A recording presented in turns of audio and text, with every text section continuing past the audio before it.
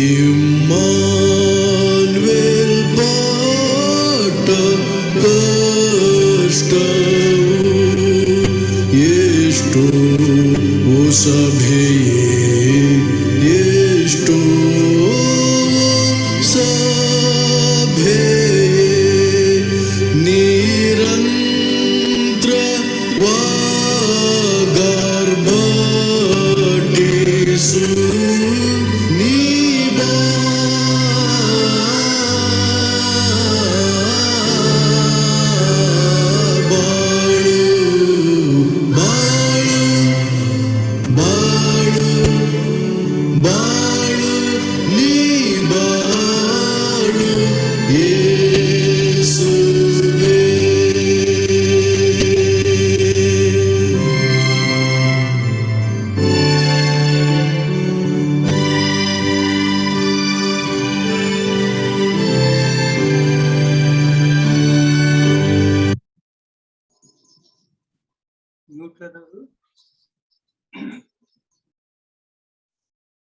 ಕರ್ತನ ಪರಿಶುದ್ಧ ನಾಮಕ್ಕೆ ಸ್ತೋತ್ರವಾಗಲಿ. ಕರ್ತನು ಕೃಪೆ ಮಾಡಿ ಈ ದಿನ ನಮ್ಗೆ ಅನುಗ್ರಹಿಸಿಕೊಟ್ಟಿದ್ದಾನೆ. ಕರ್ತನ ನಾಮಕ್ಕೆ ಸ್ತೋತ್ರವಾಗಲಿ. ನಮ್ಮ ಸುತ್ತಮುತ್ತ ಸನ್ನಿವೇಶಗಳು ನೋಡುವಾಗ ಭಯಂಕರ ಸನ್ನಿವೇಶಗಳು, ಆತಂಕದ ಕ್ಷಣಗಳು ನಮ್ಮನ್ನು ಕಾಡ್ತಾವು. ಇದೆಲ್ಲದರ ನಡುವೆ ಕರ್ತನ ಕೃಪೆ ಮಾಡಿ ನಾವು ಅದನ್ನು ಆರಿಸಲಿಕ್ಕಾಗುವಂತೆ ಈ ಒಂದು ಝೂಮ್ ಅಪ್ಲಿಕೇಶನ್ ಮೂಲಕವಾಗಿ ದೇವರು ನಮಗೆ ಸಹಾಯ ಕೊಟ್ಟಿದ್ದಾನೆ. ಆತನನ್ನು ಕೊಂಡಾಡೋಣ. ಈ ಗಳಿಗೆಯಲ್ಲಿ ನಾವು ಕೂತಂತ ಭಾವದಿಂದ ಆತನ ಸನ್ನಿಧಾನದಲ್ಲಿ ಕೂತುಕೊಂಡು ಆತನಿಗೆ ಆರಾಧನೆ ಸಲ್ಲಿಸೋಣ. ದೇವರ ವಾಕ್ಯದಲ್ಲಿ ಕೀರ್ತನೆ ಹೇಳುವಂತ ಮಾತು, ಬನ್ನಿರಿ ಯೆಹೋವನಿಗೆ ಉತ್ಸಾಹಧ್ವನಿ ಮಾಡುವ, ನಮ್ಮ ರಕ್ಷಕನಾದ ಶರಣನಿಗೆ ಜಯಘೋಷ ಮಾಡೋಣ. ಯೆಹೋವನು ಮಹಾದೇವರು, ಎಲ್ಲಾ ದೇವರುಗಳಲ್ಲಿ ಮಹಾರಾಜನು ಆಗಿದ್ದಾನೆ. ಬನ್ನಿರಿ ನಮ್ಮ ನಿರ್ಮಾಣಿಕನಾದ ಯೆಹೋವನಿಗೆ ಸಾಷ್ಟಾಂಗವರೆಗೆ ಆರಾಧಿಸೋಣ. ಹಾಗೆ ದೇವರು ಈ ದಿನವನ್ನು ನೇಮಕ ಮಾಡಿದ್ದಾನೆ. ಈ ದಿನದಲ್ಲಿ ನಾವು ಉಲ್ಲಾಸದಿಂದ ಆನಂದಿಸೋಣ. ನಾವು ನೆಹಮ್ಯನ ಪುಸ್ತಕದಲ್ಲಿ ನೋಡ್ತೇವೆ. ಹಾಗೆ ಕೀರ್ತನೆ 118:24 ಕೀರ್ತನೆ ಹೇಳುವಂತ ಮಾತು, ಈ ದಿನವು ಯೆಹೋವನಿಂದಲೇ ನೇಮಕವಾದದ್ದು, ಇದರಲ್ಲಿ ನಾವು ಉಲ್ಲಾಸದಿಂದ ಆನಂದಿಸೋಣ.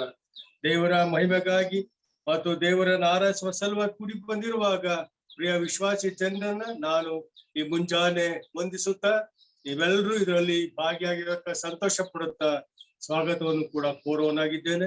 ಈ ದಿನದ ಆರಾಧನೆಗಾಗಿ ನಾವು ಸಂಗೀತಗಳಲ್ಲಿ 26ನೇ ಸಂಗೀತವನ್ನು ಹಾಡಿಕೊಳ್ಳೋಣ.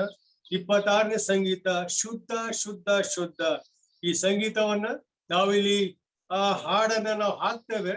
ತಾವುಗಳು ಮ್ಯೂಟ್ ಮಾಡಿಕೊಂಡು ಮನೆಗಳಿಂದಲೇ ಹಾಡನ್ನ ಹಾಡಿಕೊಳ್ಳ್ರಿ. ಸಂಗೀತಗಳಲ್ಲಿ 26 ಶುದ್ಧ ಶುದ್ಧ ಶುದ್ಧ.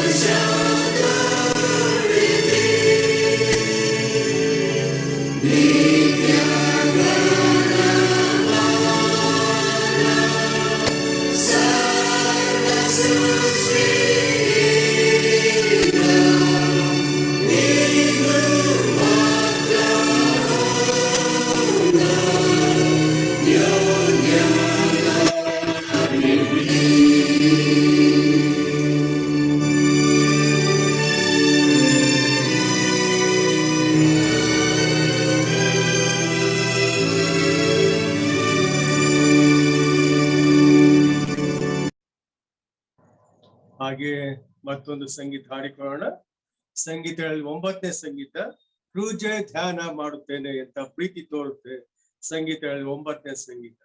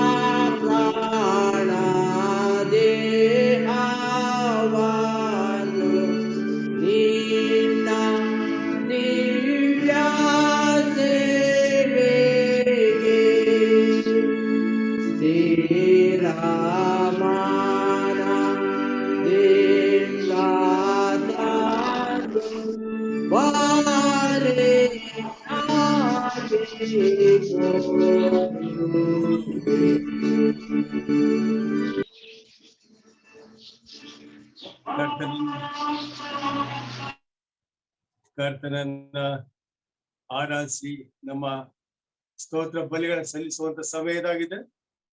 ಹಾಗಾಗಿ ನಮ್ಮನ್ನ ಸಿದ್ಧಪಡಿಸಿಕೊಳ್ಳಿಕ್ಕಾಗುವಂತೆಯೂ ಆತ್ಮನಿಂದ ಉತ್ತೇಜಿಸಲ್ಪಟ್ಟವರಾಗಿ ಆರಾಧನೆಯಲ್ಲಿ ಪಾಲ್ಗೊಳ್ಳಿಕ್ಕಾಗುವಂತೆಯೂ ವಾಕ್ಯದಿಂದ ನಮ್ಮನ್ನ ಬಲಪಡಿಸಿಕೊಳ್ಳೋಣ.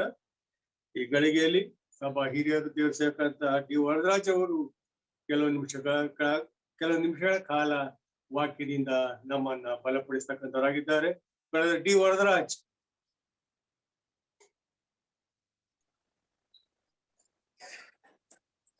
ದೇವರ ಅತಿ ಪರಿಶುದ್ಧ ನಾಮಕ್ಕೆ ನಾವು ಕೊಂಡಾಟವನ್ನು ಘನತೆಯನ್ನು ಮಹಿಮೆಯನ್ನು ಸಲ್ಲಿಸ್ತಾ ಬರೋಣ. ಹೌದು, ಈ ದಿನಗಳು ಬಹಳ ಭಯಂಕರ ದಿನಗಳಾಗಿದೆ. ನಾವು ಒಟ್ಟಾಗಿ ಸೇರಿ ಆತನನ್ನು ಆರಾಧಿಸಲಿಕ್ಕೆ ಆಗದಿರುವಂತಹ ದಿನಗಳಾಗಿದ್ದೇವೆ. ಆದರೂ ಸಹ ಕರ್ತನು ತನ್ನ ಮಹಾಕೃಪೆಯಿಂದ ಈ ಒಂದು ಝೂಮ್ ಆಪ್ ಮೂಲಕವಾಗಿ ನಾವು ಒಟ್ಟಾಗಿ ಆತನ ವಾಕ್ಯ ಧ್ಯಾನ ಮಾಡಿಕೊಂಡು ನಾವಿರುವಂತಹ ಸ್ಥಳದಲ್ಲಿ ಕರ್ತನ ಕೃಪಾವರಗಳಿಗೋಸ್ಕರ ಕೃತಜ್ಞತೆಯುಳ್ಳವರಾಗಿ ಆತನ್ನು ಕೊಂಡಾಡ್ಲಿಕ್ಕೆ ಆಗುವಂತ ಕೃಪೆ ಕರ್ತನ ಕೊಟ್ಟದಕ್ಕಾಗಿ ಪ್ರಥಮತನ ಕರ್ತನಿಗೆ ನಾನು ಸ್ತುತಿ ಸ್ತೋತ್ರ ಘನಮನ್ನ ಸಲ್ಲಿಸುವಂತನಾಗಿದೆ. ಈ ದಿನ ಅದು ನಮ್ಮ ರಕ್ಷಕನ ಯೇಸು ಕ್ರಿಸ್ತನ ಪುನರುತ್ಥಾನ ಹೊಂದಿದೆ ದಿನ. ಈ ದಿನದಲ್ಲಿ ನಾವು ಹೆಚ್ಚಾಗಿ ಆತನನ್ನ ಘನಪಡಿಸಬೇಕಾದದ್ದು, ಆತನ ಮಹಿಮೆ ಪಡಿಸಬೇಕಾದದ್ದು, ಕೃತಜ್ಞತೆ ಉಳ್ಳವರಾಗಿ ನಡೆಯಬೇಕಾದ್ದು ನಮ್ಮ ಕರ್ತವ್ಯವಾಗಿದೆ. ಈ ಸಮಯ ನಮ್ಮ ಧ್ಯಾನಕ್ಕೋಸ್ಕರವಾಗಿ ಕೆಲವೆರಡು ವಚನಗಳನ್ನ ಓದಿಕೊಂಡವರಾಗಿ ಕರ್ತನನ್ನ ನಾವು ಧ್ಯಾನ ಮಾಡಿಕೊಡ್ತು ಬರೋಣ. ಅದು ವಿಮೋಚನಾ ಕಾಂಡಗಳ ಪುಸ್ತಕ 13ನೇ ಅಧ್ಯಾಯ 13ನೇ ಅಧ್ಯಾಯ 3ನೇ ವಚನ ಹಾಗೂ 9ನೇ ವಚನವನ್ನ ಓದಿ ಕೇಳಿಸ್ತೇನೆ. ಮೋಶೆ ಇಸ್ರಾಯೇಲರಿಗೆ, ನೀವು ದಾಸತ್ವದಲ್ಲಿದ್ದ ಐಗುಪ್ತ ದೇಶದೊಳಗಿಂದ ಬಿಡುಗಡೆಯಾದ ಈ ದಿನವನ್ನು ನೆನಪಿನಲ್ಲಿಟ್ಟುಕೊಳ್ಳಿರಿ.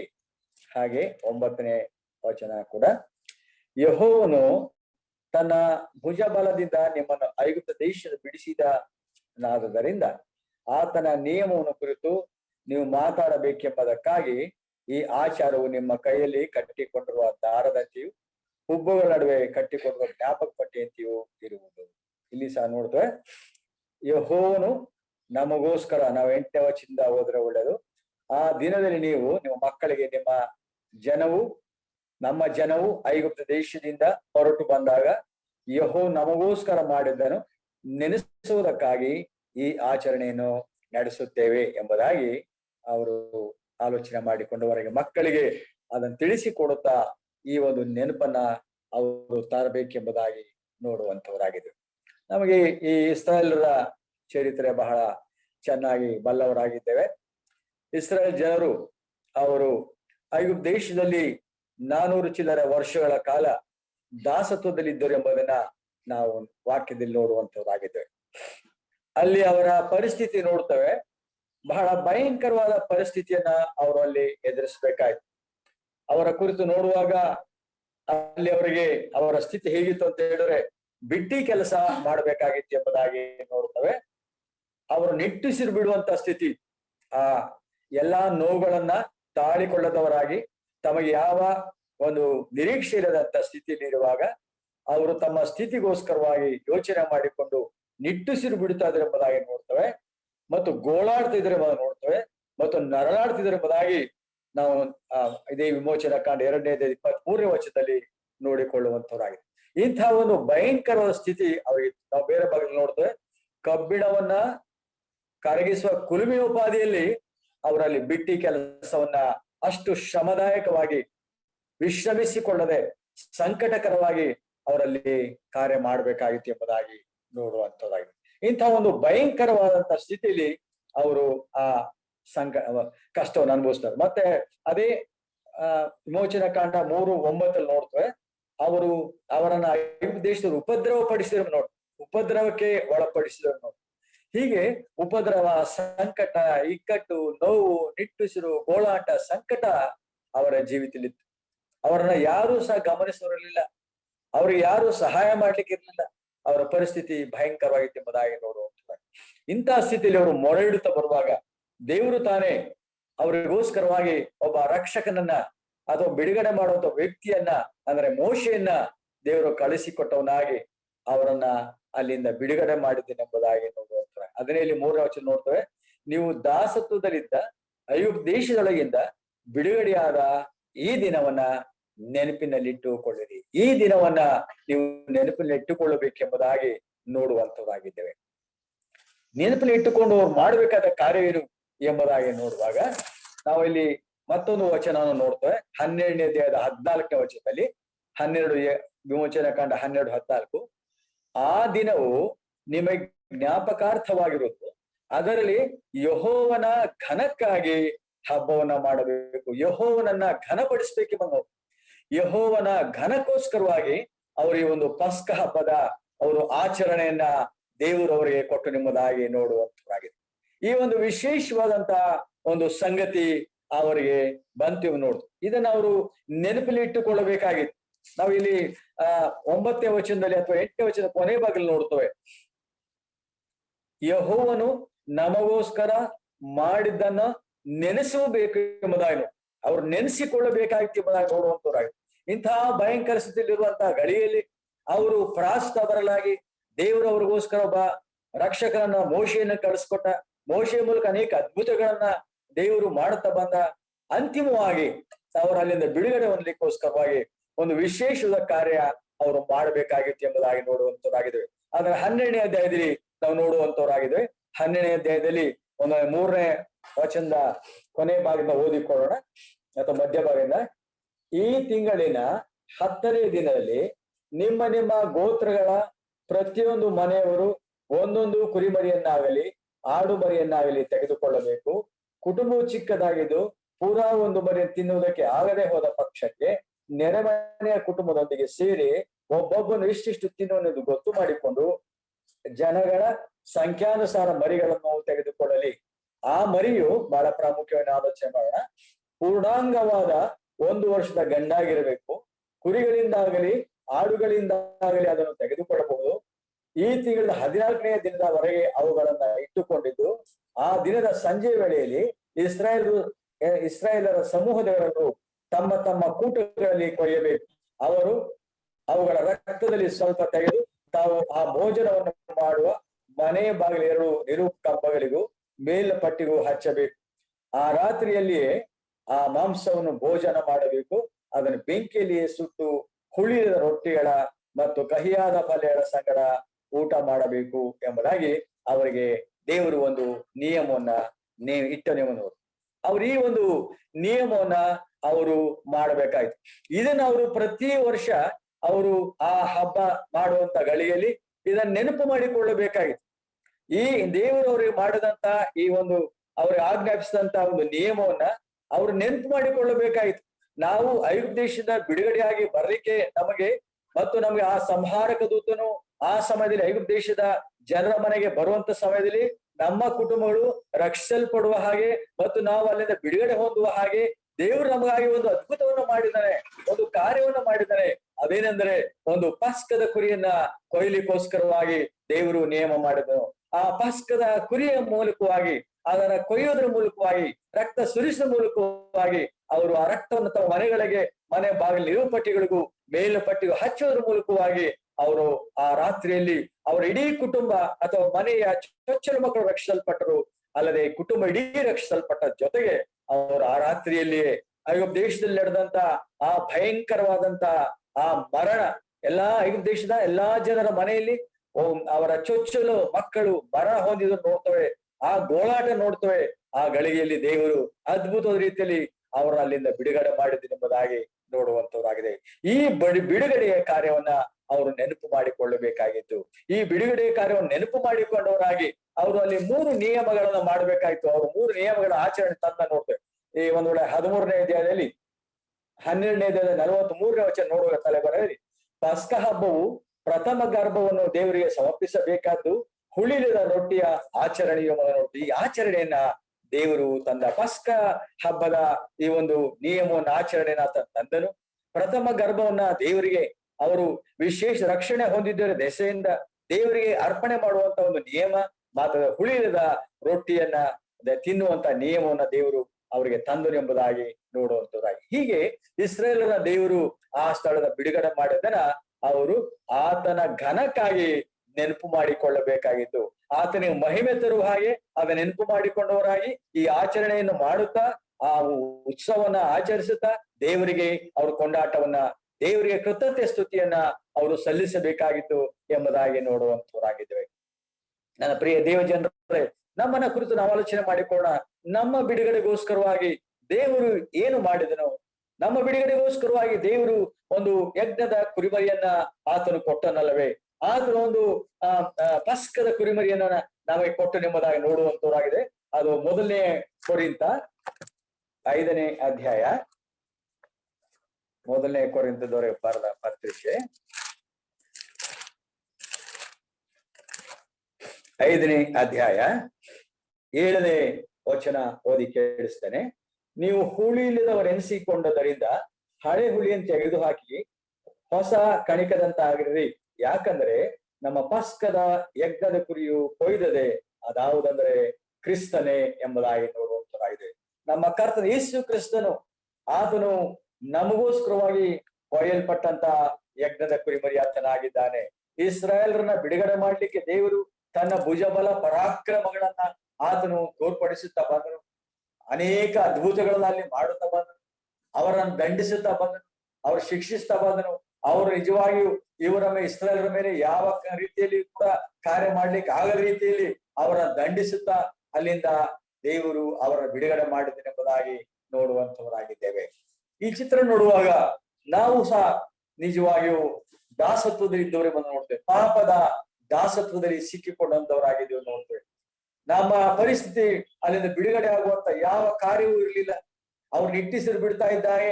ಸೈತಾನನ ದಾಸತ್ವದಂತೆ ನಾವು ಪಾಪದ ಹೊರೆನ ಹೊರಲಾರದೆ ನಿಟ್ಟಿಸಿರು ನಮ್ಮದಾಗಿತ್ತು, ಗೋಳಾಟ ನಮ್ಮದಾಗಿತ್ತು, ಸಂಕಟ ನಮ್ಮದಾಗಿತ್ತು. ಅವನು ನಮ್ಮನ್ನು ಉಪದ್ರವ ಪಡಿಸುತ್ತಾ ಇದ್ದನು. ನಮ್ಮನ್ನ ಆತನು ತನ್ನ ಸಂಕೋಲಿ ಕಟ್ಟಿದವನಾಗಿ ನಡೆಸ್ತದನ್ನು ನೋಡುವಂತವರಾಗಿದ್ದೇವೆ. ನಮ್ಮ ಪರಿಸ್ಥಿತಿ ಇಸ್ರಾಯೇಲರ ಪರಿಸ್ಥಿತಿಗಿಂತ ಭಯಂಕರ ಪರಿಸ್ಥಿತಿ ನಮ್ಮದಾಗಿತ್ತು ಎಂಬುದಾಗಿ ನೋಡುವಂತವರಾಗಿದ್ದೇವೆ. ಅವರ ಕುರಿತು ನೋಡುವಾಗ ಅವರು ನಿಟ್ಟಿಸಿರು ಬಿಡ್ತಾ ಇದ್ರು ಎಂಬುದಾಗಿ ನೋಡ್ತವೆ. ಅವರು ಬಿಟ್ಟಿ ಕೆಲಸ ಮಾಡ್ಬೇಕಾಗಿತ್ತು, ಗೋಳಾಡ್ತಾ ಇದ್ರು ನೋಡ್ತವೆ, ನರಳಾಡ್ತಾ ಇದ್ರು ನೋಡ್ತವೆ. ಮಾತ್ರ ಉಪದ್ರವಕ್ಕೆ ಒಳಗಾಗಿದ್ರೆ ನೋಡುವಂತವರಾಗಿದ್ದೇವೆ. ನಮ್ಮ ಆತ್ಮಿಕ ಜೀವಿತದಲ್ಲಿ ನಾವು ಸೈತಾನನ ಗುಲಾಮರಾಗಿದ್ದರು. ಆದಿ ತಂದೆ ತಾಯಿಗಳು ಸೈತಾನನ ಮಾತನ್ನ ಕೇಳಿ ಆತನಿಗೆ ವಿಧೇಯರಾಗಿ ಆತ ಹೇಳಿದಂತೆ ಕೇಳಿದ್ರಿಂದ ಸೈತಾನವರ ತನ್ನ ಮುಷ್ಟಿಯಲ್ಲಿ ತಕೊಂಡವನಾಗಿ ಅವರನ್ನ ಹಿಡಿದವನಾಗಿ ಅದರ ಮೂಲಕ ಇಡೀ ಜಗತ್ತನ್ನ ತನ್ನ ಮುಷ್ಟಿಯಲ್ಲಿ ಹಿಡಿದವನಾಗಿ ನಮ್ಮನ್ನ ದಾಸತ್ವದಲ್ಲಿ ಆತ ಇಟ್ಟಿದ್ದೆಂಬುದಾಗಿ ನೋಡುವಂತರಾಗಿದ್ದೇವೆ.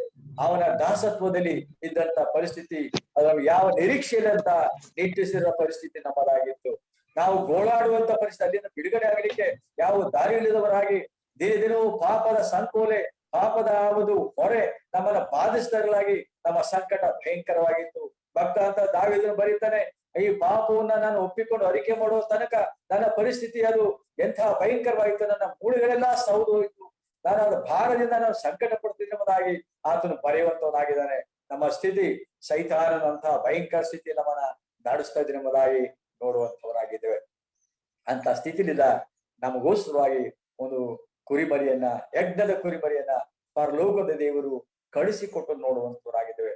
ನಾವು ಯೋಹಾನ್ ಬರೆಸುವಂತೆ 1:29 ನೋಡುವಾಗ, ಅಗೋ ಯಜ್ಞಕ್ಕೆ ದೇವರು ನೇಮಿಸಿದ ಕುರಿ ಲೋಕದ ಪಾಪವನ್ನ ನಿವಾರಣೆ ಮಾಡುವುದು.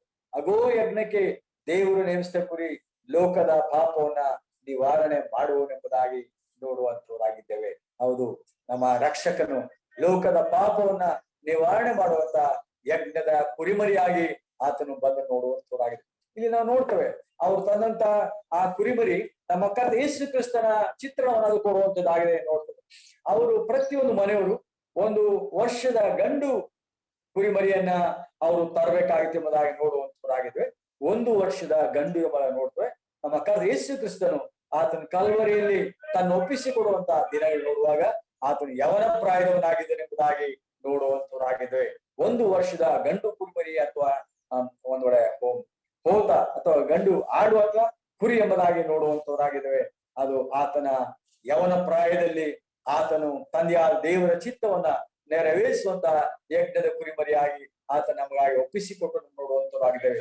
ನಮ್ಮ ಯಜ್ಞದ ಕುರಿಮರಿ ಯೇಸು ಕ್ರಿಸ್ತನು ಆತನು ಪ್ರಾಯಸ್ಥನಾಗಿರುವಾಗ ತನ್ನನ್ನು ಒಪ್ಪಿಸಿಕೊಟ್ಟು ನೋಡುವಂತರಾಗಿದ್ದೇವೆ. ಎರಡನೇದಾಗಿ ನೋಡ್ತೇವೆ ಇಲ್ಲಿ ಅವನ ಅರ್ಪಿಸುವಂತ ಕುರಿಮರಿ ಅದು ಪೂರ್ಣಾಂಗವಾಗಿರಬೇಕೆಂಬ ನೋಡ್ತೇವೆ.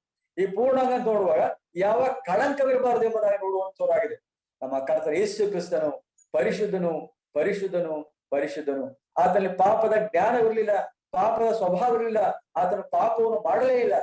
ಆತ ಹಿಡಿಕೊಟ್ಟಂತ ಯೂದನು ಹೇಳಿದ ಮಾತು, ತಪ್ಪಿಲ್ಲದವನನ್ನ ಹಿಡಿಕೊಟ್ಟು ನಾನು ತಪ್ಪು ಮಾಡಿದ ಅಪರಾಧ ಮಾಡಿದೆ ಎಂಬುದಾಗಿ ಅರಿಕೆ ಮಾಡಿಕೊಳ್ಳುತ್ತಾ ಬಂದನು.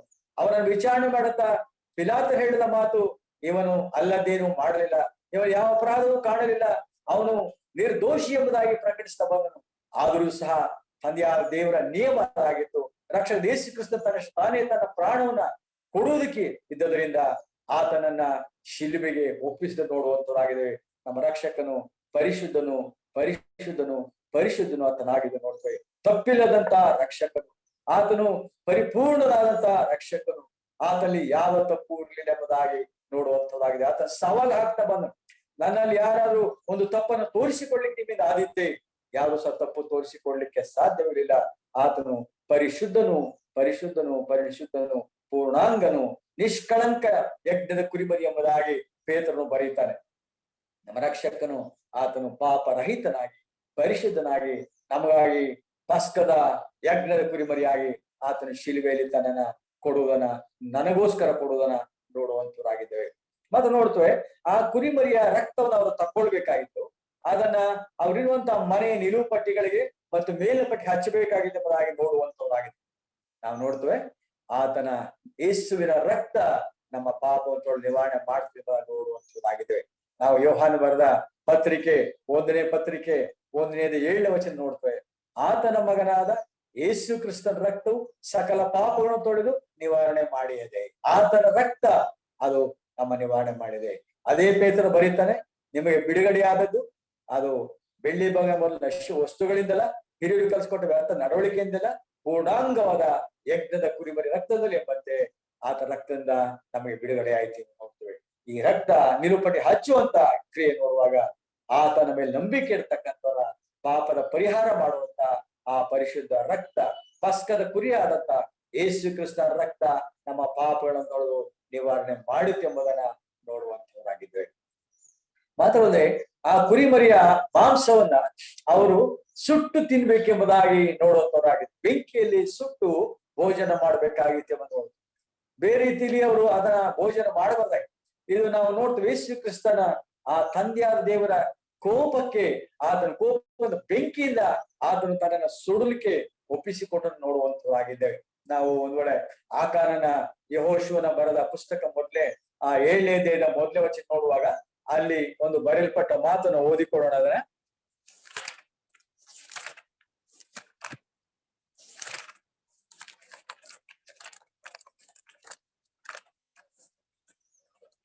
ಏಳನೇ ಅಧ್ಯಾಯದ ಮೊದಲನೇ ವಚನದಲ್ಲಿ ಹೀಗೆ ನೋಡ್ತೇವೆ. ಯಹೂದ ಕುಲದವನು, ಜರಹನ ಗೋತ್ರದವನು, ಜಗ್ದಿಯ ಕುಟುಂಬದವನು, ಕರ್ಮಿಯ ಮಗನು ಆದ ಆಕಾನನು ಯೆಹೋವನಿಗೆ ಮೀಸಲಾಗಿದ್ದ ವಸ್ತುಗಳ ಕೆಲವನ್ನು ಕದ್ದುಕೊಂಡದ್ರಿಂದ ಇಸ್ರಾಯೇಲರು ದ್ರೋಹಿಗಳಾದರು. ಯೆಹೋವನ ಕೋಪವು ಅವರ ಮೇಲೆ ಉರಿಯ ಹತ್ತಿತ್ತು. ಯೆಹೋವನ ಕೋಪವು ಅವರ ಮೇಲೆ ಉರಿಯ ಹತ್ತಿತ್ತು. ಹೌದು, ನಮ್ಮೆಲ್ಲರ ಪಾಪಗಳು ಆತನ ಮೇಲೆ ಹಾಕಿದರಿಂದ ತಂದೆಯಾದ ದೇವರ ಕೋಪವಂತ ಬೆಂಕಿ ಆತನ ಮೇಲೆ ಬಂತು. ಆತನು ಅವರು ಆ ಪಸ್ಕದ ಕುರಿಮರಿಯನ್ನ ಅವರು ಆ ಬೆಂಕಿಯಿಂದ ಸುಟ್ಟು ತಿಂದೂರು ಎಂಬುದಾಗಿ ನೋಡ್ತೇವೆ. ನಮ್ಮ ರಕ್ಷಕನು ಆತನು ತಂದೆಯ ದೇವರ ಕೋಪದ ಬೆಂಕಿಯಲ್ಲಿ ನನ್ನ ಪಾಪದ ಹೊರೆ ಆತನ ಮೇಲೆ ಇದ್ದರಿಂದ ಆತನ ತಂದೆಯ ದೇವರು ತನ್ನ ಕೋಪದ ಬೆಂಕಿಯನ್ನು ಆತನ ಮೇಲೆ ಸುರಿಸ್ತಾ ಬಂದನು. ಆ ಶಿಕ್ಷೆ ಅಂತ ಅನುಭವಿಸ್ತಾ ಬಂದನು. ಆತನು ಸುಡಲ್ಪಟ್ಟನು ನೋಡ್ತೇವೆ. ಆತನ ದೇಹ ನಮಗೋಸ್ಕರವಾಗಿ ಆ ಕಲ್ವರಿ ಶಿಲುಬೆಯಲ್ಲಿ ಅಷ್ಟು ಭಯಂಕರವಾಗಿ ಅದು ಜರ್ಜರಿತವಾಯಿತು, ಸಂಕಟ ಪಡಬೇಕಾಯ್ತು, ನೋವನ್ನು ಅನುಭವಿಸ್ಬೇಕಾಯ್ತು. ದೇವರ ಕೋಪದಿಂದ ಆತನ ಆ ನೋವನ್ನು ಅನುಭವಿಸಿ ತೀರಿಸಿದೆ ಎಂಬುದಾಗಿ ನೋಡುವಂತರಾಗಿದ್ದೇವೆ. ನಮ್ಮ ಪಾಪದ ಎಲ್ಲವನ್ನ ರಕ್ಷಕನು ತನ್ನ ಮೇಲೆ ತಕ್ಕೊಂಡವನಾಗಿ ಆ ಪಾಪದ ಅದರ ತೀಕ್ಷ್ಣತೆಗೆ ಅನುಗುಣವಾಗಿ ತಂದೆಯ ದೇವರು ತನ್ನ ಕೋಪವಂತ ಬೆಂಕಿಯನ್ನು ಆತನನ್ನು ಸುರಿಸುತ್ತಾ ಆತನ ಕೂಗುತ್ತ ಬರುವಾಗಲೂ ಉತ್ತರ ಸಿಕ್ಕಲಿಲ್ಲ ನೋಡ್ತೇವೆ. ಆತನ ಶರೀರವು ಬೆಂಕಿಯಂತೆ ದೇವರ ಕೋಪದ ಬೆಂಕಿಯಲ್ಲಿ ಸುತ್ತ ನೋಡ್ತೇವೆ. ಆತನ ನಮಗೆ ಜೀವದ ರೊಟ್ಟಿಯಾಗಿ ನಮ್ಮ ಆತ್ಮಿಕ ಹಸಿವನ್ನು ಹಿಂಗಿಸುವಂತವನಾಗಿ ಪರಲೋಕ ರಾಜ್ಯ ಕೊಡುವಂತವನಾಗಿ ಆತನನ್ನ ನಾವು ನೋಡುವಂತವರಾಗಿದ್ದೇವೆ. ಮಾತಾಡಿ ನೋಡ್ತೇವೆ. ಐದನೇ ಒಂದು ಸಂಗತಿ ನೋಡ್ತೇವೆ, ಹುಳಿಯಿಲ್ಲದ ರೊಟ್ಟಿ ಜೊತೆಲಿ ಅವರು ಊಟ ಮಾಡ್ಬೇಕೆ ನೋಡ್ತೇವೆ. ಆತನ ಮೇಲೆ ನಂಬಿಕೆ ಇಟ್ಟಂತ ಪ್ರತಿಯೊಬ್ಬರು ತಮ್ಮ ಪಾಪದ ಪರಿಹಾರ ಹೊಂದಿದವರಾಗಿದ್ದಾರೆ. ಅವರು ಪಾಪದ ದುರ್ಮಾರ್ಗ ಮತ್ತು ಹುಳಿಯಿಂದ ಅವರು ತಮ್ಮನ್ನು ವಿಮುಕ್ತಿಗೊಳಿಸಿಕೊಂಡಿದ್ದಾರೆ. ಅವರು ಈ ಆತನ ಆ ದೇಹವೆಂಬಂತ ಆ ರೊಟ್ಟಿಯಲ್ಲಿ ಅವರು ಪಾಲು ತಕ್ಕೊಳ್ಳುವಂತವರಾಗಿದ್ದಾರೆ. ನಾವೆಲ್ಲರೂ ಈಗ ಆತನ ಮಕ್ಕಳಾಗಿದ್ದೇವೆ. ನಾವು ಪರಿಶುದ್ಧರಾಗಿ ಆತನ ಅನ್ಯದಲ್ಲಿ ನಡೆಯಬೇಕೆಂಬುದು ಆತನ ಬಯಸ್ತಾನೆ. ಇಲ್ಲಿ ಸಹ ನೋಡ್ತೇವೆ ಆತನ ಈ ಪಸ್ಕ ಹಬ್ಬದ ಆಚರಣೆ ಮಾತ್ರ ಹುಳಿ ಇಲ್ಲದ ರೊಟ್ಟಿ ಆಚರಣೆ ನೋಡ್ತೇವೆ. ನಾವು ಆತ ನಂಬಿದಂತವ್ರು ನಮ್ಮನ್ನ ಪರಿಶುದ್ಧಗೊಳಿಸಿಕೊಂಡವರಾಗಿ ಹುಳಿ ಇಲ್ಲದ ರೊಟ್ಟಿಯನ್ನ ಅವರು ತಿನ್ನುವ ಹಾಗೆ ನಾವು ನಮ್ಮ ಜೀವಿತದಲ್ಲಿ ಪಾಪದ ಎಲ್ಲಾ ಸಂಗತಿಗಳಿಂದ ನಮ್ಮನ್ನ ವಿಮುಕ್ತಿಗೊಳಿಸಿಕೊಂಡವರಾಗಿ ಆತನನ್ನ ಗೌರವಿಸ್ಬೇಕೆಂಬುದಾಗಿ ನೋಡುವಂತವರಾಗಿದ್ದೇವೆ. ಮತ್ತು 6ನೇ ಸಂಗತಿ ನೋಡ್ತೇವೆ, ಕಹಿ ಪಲ್ಯವ ಜೊತೆಲಿ ಊಟ ಮಾಡ್ಬೇಕೆಂಬುದಾಗಿ. ಕಹಿ ಪಲ್ಯ ನೋಡುವಾಗ ಕ್ರಿಸ್ತನ ಬಾಲ್ಯವಂತ ಕಹಿಯಲ್ಲಿ ನಾವು ಪಾಲುಗಾರರಾಗುವಂತವರಾಗಿದ್ದೇವೆ. ನಮ್ಮ ಕ್ರಿಸ್ತಿ ಜೀವಿತದಲ್ಲಿ ಆತನ ಜೊತೆಗೆ ನಾವು ಶಿಲುಬೆಗೆ ಹಾಕಿಸಿಕೊಳ್ಳುವರಾಗಿದ್ದೇವೆ. ಆ ಕಹಿಯನ್ನ ನಾವು ಅದರ ಬಾಧೆಯಲ್ಲಿ ಪಾಲುಗಾರರಾಗ್ತೇವೆ. ಆತನನ್ನ ಮಹಿಮೆ ಪಡಿಸುವಂತವರಾಗಿದ್ದೇವೆ. ಇವೆಲ್ಲರೂ ಮಾಡುವಾಗ ಆತನ ಘನತೆಗೋಸ್ಕರವಾಗಿ ನಾವು ಮಾಡುವಂತವರಾಗಿದೆ. ನಮ್ಮ ರಕ್ಷಕನು ಪಸ್ಕದ ಕುರಿಮರಿಯಾಗಿ ಪೂರ್ಣಾಂಗ ಯಜ್ಞವಾಗಿ ತನ್ನನ್ನು ಅರ್ಪಿಸುತ್ತಾ ರಕ್ತವನ್ನು ಸುರಿಸುತ್ತಾ ನಮಗೋಸ್ಕರ ದೇವರ ಕೋಪವನ್ನ ಸಹಿಸುತ್ತಾ ಕಲ್ವರಿ ಶಿಲುಬೆಯಲ್ಲಿ ಪ್ರಾಣ ಕೊಟ್ಟನು. ಆತ ರಕ್ತದ ಮೂಲಕ ನಮಗೆ ಬಿಡುಗಡೆ ಸಿಕ್ಕಿದೆ. ಈಗ ಬಿಡುಗಡೆ ಹೊಂದಿದಂತ ನಾವು ನಮಗೆ ಸ್ವಾಮಿ ಹೇಳುವಂತ ಮಾತು ನಾವು ಲೂಕನ್ ಬಸವತ್ರ ನೋಡ್ತೇವೆ, ನನ್ನನ್ನು ನೆನೆಸಿಕೊಳ್ಳೋದಕ್ಕೋಸ್ಕರ ಹೀಗೆ ಇಸ್ರಾಯೇಲ್ರಿಗೆ ಹೇಳಿದ ಮಾತು ಮೋಶೆಯ ಮೂಲಕವಾಗಿ, ನೀವು ಈ ದಿನವನ್ನು ನೆನಪಿನಲ್ಲಿ ಇಟ್ಟುಕೊಳ್ಳಿರಿ, ಆತನ ಮಾಡಿದಂತ ಕಾರ್ಯಗಳ ನೆನಪಿಟ್ಟುಕೊಳ್ಳಿರಿ. ನಾವು ಈ ಗಳಿಗೆಯಲ್ಲಿ ಈ ಒಂದು ಆತನ ಆರಾಧನೆಯ ಆ ಒಂದು ಮೇಜು ಒಂದ್ ವೇಳೆ ನಾವು ಮೇಜಿನ ಬಳಿ ಇಲ್ಲ ಆದ್ರೂ ಸಹ ನಾವೆಲ್ಲ ದೈವ ಮಕ್ಕಳು ಆತನ ಸ್ಮರಣೆ ಮಾಡುವಂತ ಗಳಿಗೆಲ್ಲವಿರುವಾಗ ನಾವು ಆತನ ಮಾಡದ ನೆನಪು ಮಾಡಿಕೊಳ್ಳೋಣ. ನಮ್ಮ ರಕ್ಷಕನು ತನ್ನನ್ನ ತಂದೆಯ ಚಿತ್ತಕ್ಕೆ ವಿಧೇಯನಾಗಿ ತನ್ನ ಯವನ ಪ್ರಾಯದಲ್ಲಿ ದೇವರು ಆತನನ್ನ ಮರ ಹೊಂದಲಿಕ್ಕೆ ಒಪ್ಪಿಸಿಕೊಟ್ಟನು. ಆತ ತನ್ನ ಕಾರ್ಯಕ್ಕೆ ಒಪ್ಪಿಸಿಕೊಟ್ಟನು. ಪರಿಶುದ್ಧನಾಗಿ ತನ್ನನ್ನು ಒಪ್ಪಿಸಿಕೊಟ್ಟನು. ಆತನು ತನ್ನ ರಕ್ತವನ್ನು ಸುರಿಸಿ ರಕ್ತದ ಮೂಲಕ ಬಿಡುಗಡೆ ತಂದನು. ಮಾತ್ರವಲ್ಲದೆ ದೇವರ ಕೋಪ ಮತ್ತು ಬೆಂಕಿಯಿಂದ ಸುಟ್ಟವನಾಗಿ ನಮಗೆ ರಕ್ಷಣೆಯನ್ನ ತಂದಿದ್ದಾನೆ. ಈ ರಕ್ಷಣೆ ತಂದಂತ ರಕ್ಷಕನಿಗೆ ನಮ್ಮನ್ನು ಒಪ್ಪಿಸಿಕೊಟ್ಟಲಾಗಿ ನಾವು ಪರಿಶುದ್ಧವೆಂಬ ಭೂಷಣದೊಡನೆ ಆತನನ್ನು ಆರಾಧಿಸೋಣ, ಆತನಿಗೆ ಮಹಿಮೆ ತರೋಣ.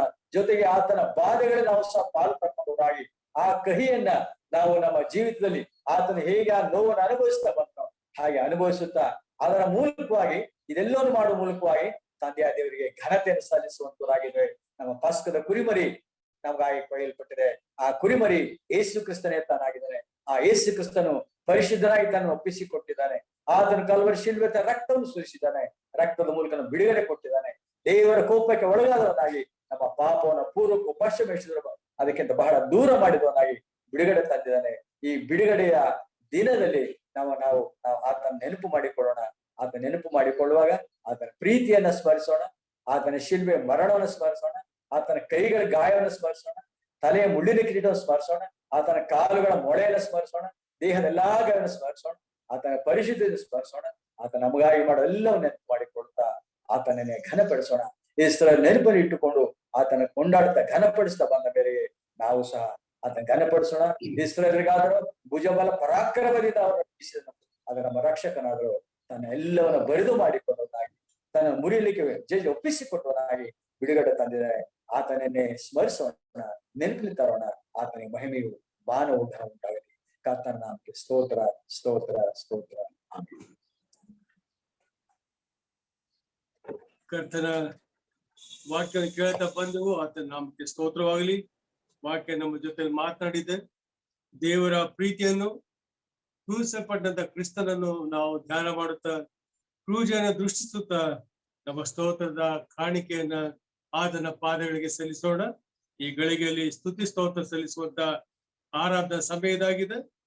ಉನ್ನತನೇ ಮಹೋನ್ನತನೇ ಮಹಾಮಹಿಮ್ನಾಗಿರೋ ನಮ್ಮ ಸ್ವರ್ಗೀಯ ತಂದೆ ದೇವ್ರೆ, ಒಡೆಯ ರಕ್ಷಕ ಮತ್ತೊಂದು ಆವರ್ತಿ ವಾರದ ಮುಂದಿನ ಮುಂಜಾನೆ ವೇಳೆಯಲ್ಲಿ ನಿನ್ನ ಮಕ್ಕಳಾದಂತ ನಾವು ನಿನ್ನ ನಾಮವನ್ನು ಸ್ಮರಿಸಿ ನಿನ್ನೆಲ್ಲ ಉಪಕಾರಗಳಿಗೆ ಸ್ತೋತ್ರವನ್ನ ಸಲ್ಲಿಸುವ ಮತ್ತೊಂದು ಅವಕಾಶವನ್ನ ನಮ್ಮ ಜೀವಿತದಲ್ಲಿ ಕೊಟ್ಟದಕ್ಕಾಗಿ ಸ್ತೋತ್ರ. ಹೌದು ಗತನೆ ಈ ದಿನಗಳ ಭಯಂಕರವಾದ ಸ್ಥಿತಿಯಲ್ಲಿ ಇದ್ದಾಗಿ ಸ್ವಾಮಿ ನೀ ನಮ್ಮನ್ನ ನಿನ್ನ ಕಣ್ಣು ಗುಡ್ಯೋಪಾದಿಯಲ್ಲಿ ಪರಾಮರಿಸಿ ನಮ್ಮ ನಡೆಸ್ತಿರೋದಕ್ಕಾಗಿ ನಾವು ನಿನ್ನ ಸ್ತೋತ್ರವನ್ನು ಸಲ್ಲಿಸ್ತೇವೆ. ಯಾಕಂದ್ರೆ ಸ್ವಾಮಿ, ನಮ್ಮನ್ನ ಕಾಯುವಾತ ನೀನಾಗಿದ್ದಿ, ನಮ್ಮ ಬಗ್ಗೆ ಚಿಂತೆ ಮಾಡುವಂತ ದೇವರಾಗಿದ್ದಿ.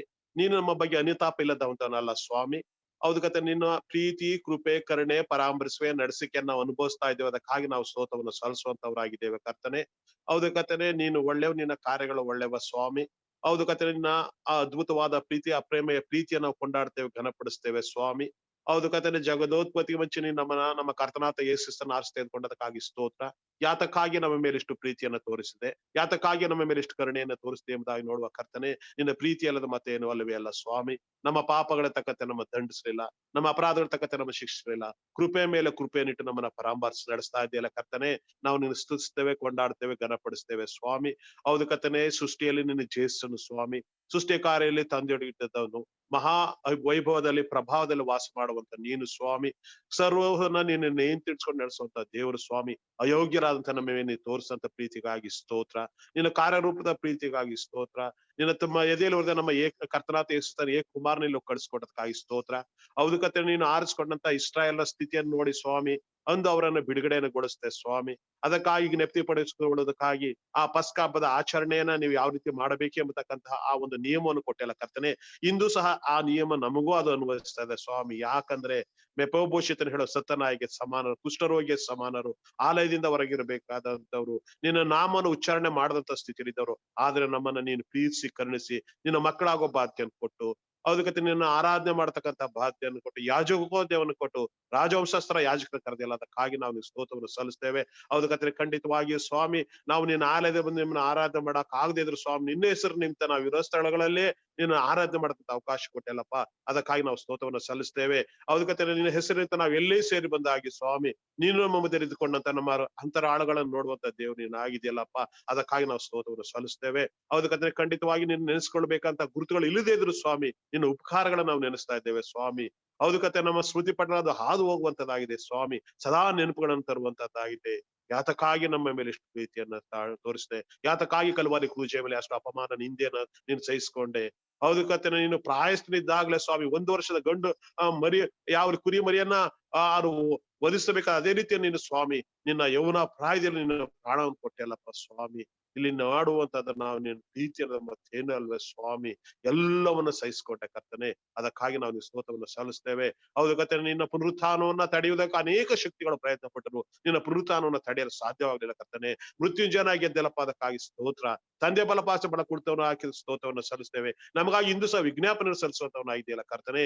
ಹೌದು ಕರ್ತನೆ, ಆದಷ್ಟು ಬೇಗನೆ ಬರುವಂತ ದೇವರಾಗಿದೆ. ಒಂದು ನಾನು ನಿಮ್ಮನ್ನು ಕರೆದುಕೊಂಡು ಹೋಗ್ತೇನೆ, ಯಾಕಂದ್ರೆ ನಾನು ಇರೋ ಸ್ಥಳ ನೀವು ಇರ್ಬೇಕೆಂದು ಹೇಳಿದಂತ ದೇವರೇ, ಖಂಡಿತವಾಗಿ ಆ ಸಂತೋಷ ಸೌಭಾಗ್ಯವನ್ನ ನಾವು ಎದುರು ನೋಡುವಂತವರಾಗಿದ್ದೇವೆ. ಆದ್ರೆ ಸ್ವಾಮಿ, ಲೋಕದ ನಾವು ಇರುವವರೆಗೂ ಸ್ವಾಮಿ ನಿಮ್ಮನ್ನ ಘನಪಡಿಸ್ತಾ ನಿನ್ನ ಮಹಿಮೆಗಾಗಿ ಜೀವಿಸಿ ನಿನ್ನ ಬಲಪಡಿಸಲು ಬೇಕಾದ ಎಲ್ಲ ಆತ್ಮನ ಸಹಾಯಗಳು ನಮ್ಮನ್ನ ನಡೆಸ್ತಾ ಇದ್ದೇವೆ. ಅದಕ್ಕಾಗಿ ನಾವು ಸ್ತೋತ್ರವನ್ನು ಸಲ್ಲಿಸುವಂತವರಾಗಿದ್ದೇವೆ ಕರ್ತನೆ. ಹೌದು ಕರ್ತನೆ, ನೀನು ಮಾಡಿದಂತ ಉಪಕಾರನ ಸ್ಮರಿಸ್ತಾ ನಮ್ಮ ಹೃದಯ ಅಂತ ಬರ್ತಕ್ಕಂಥ ಸ್ತೋತ್ರ ಬಲಿಗಳನ್ನ ನಮ್ಮ ಕಾರ್ಯಕರ್ತನ ಕ್ರಿಸ್ತೇಸುವಿನ ಮೂಲಕ ತಂದೆ ಆದ್ಯವ್ರಿಗೆ ಅರ್ಪಿಸಿ ನಿನ್ನ ಬನ್ನನೆ ಆರಾಧಿಸ್ತೇವೆ, ಜೀವುಳ ನಮ್ಮ ತಂದೆಯೇ, ಆಮೆನ್.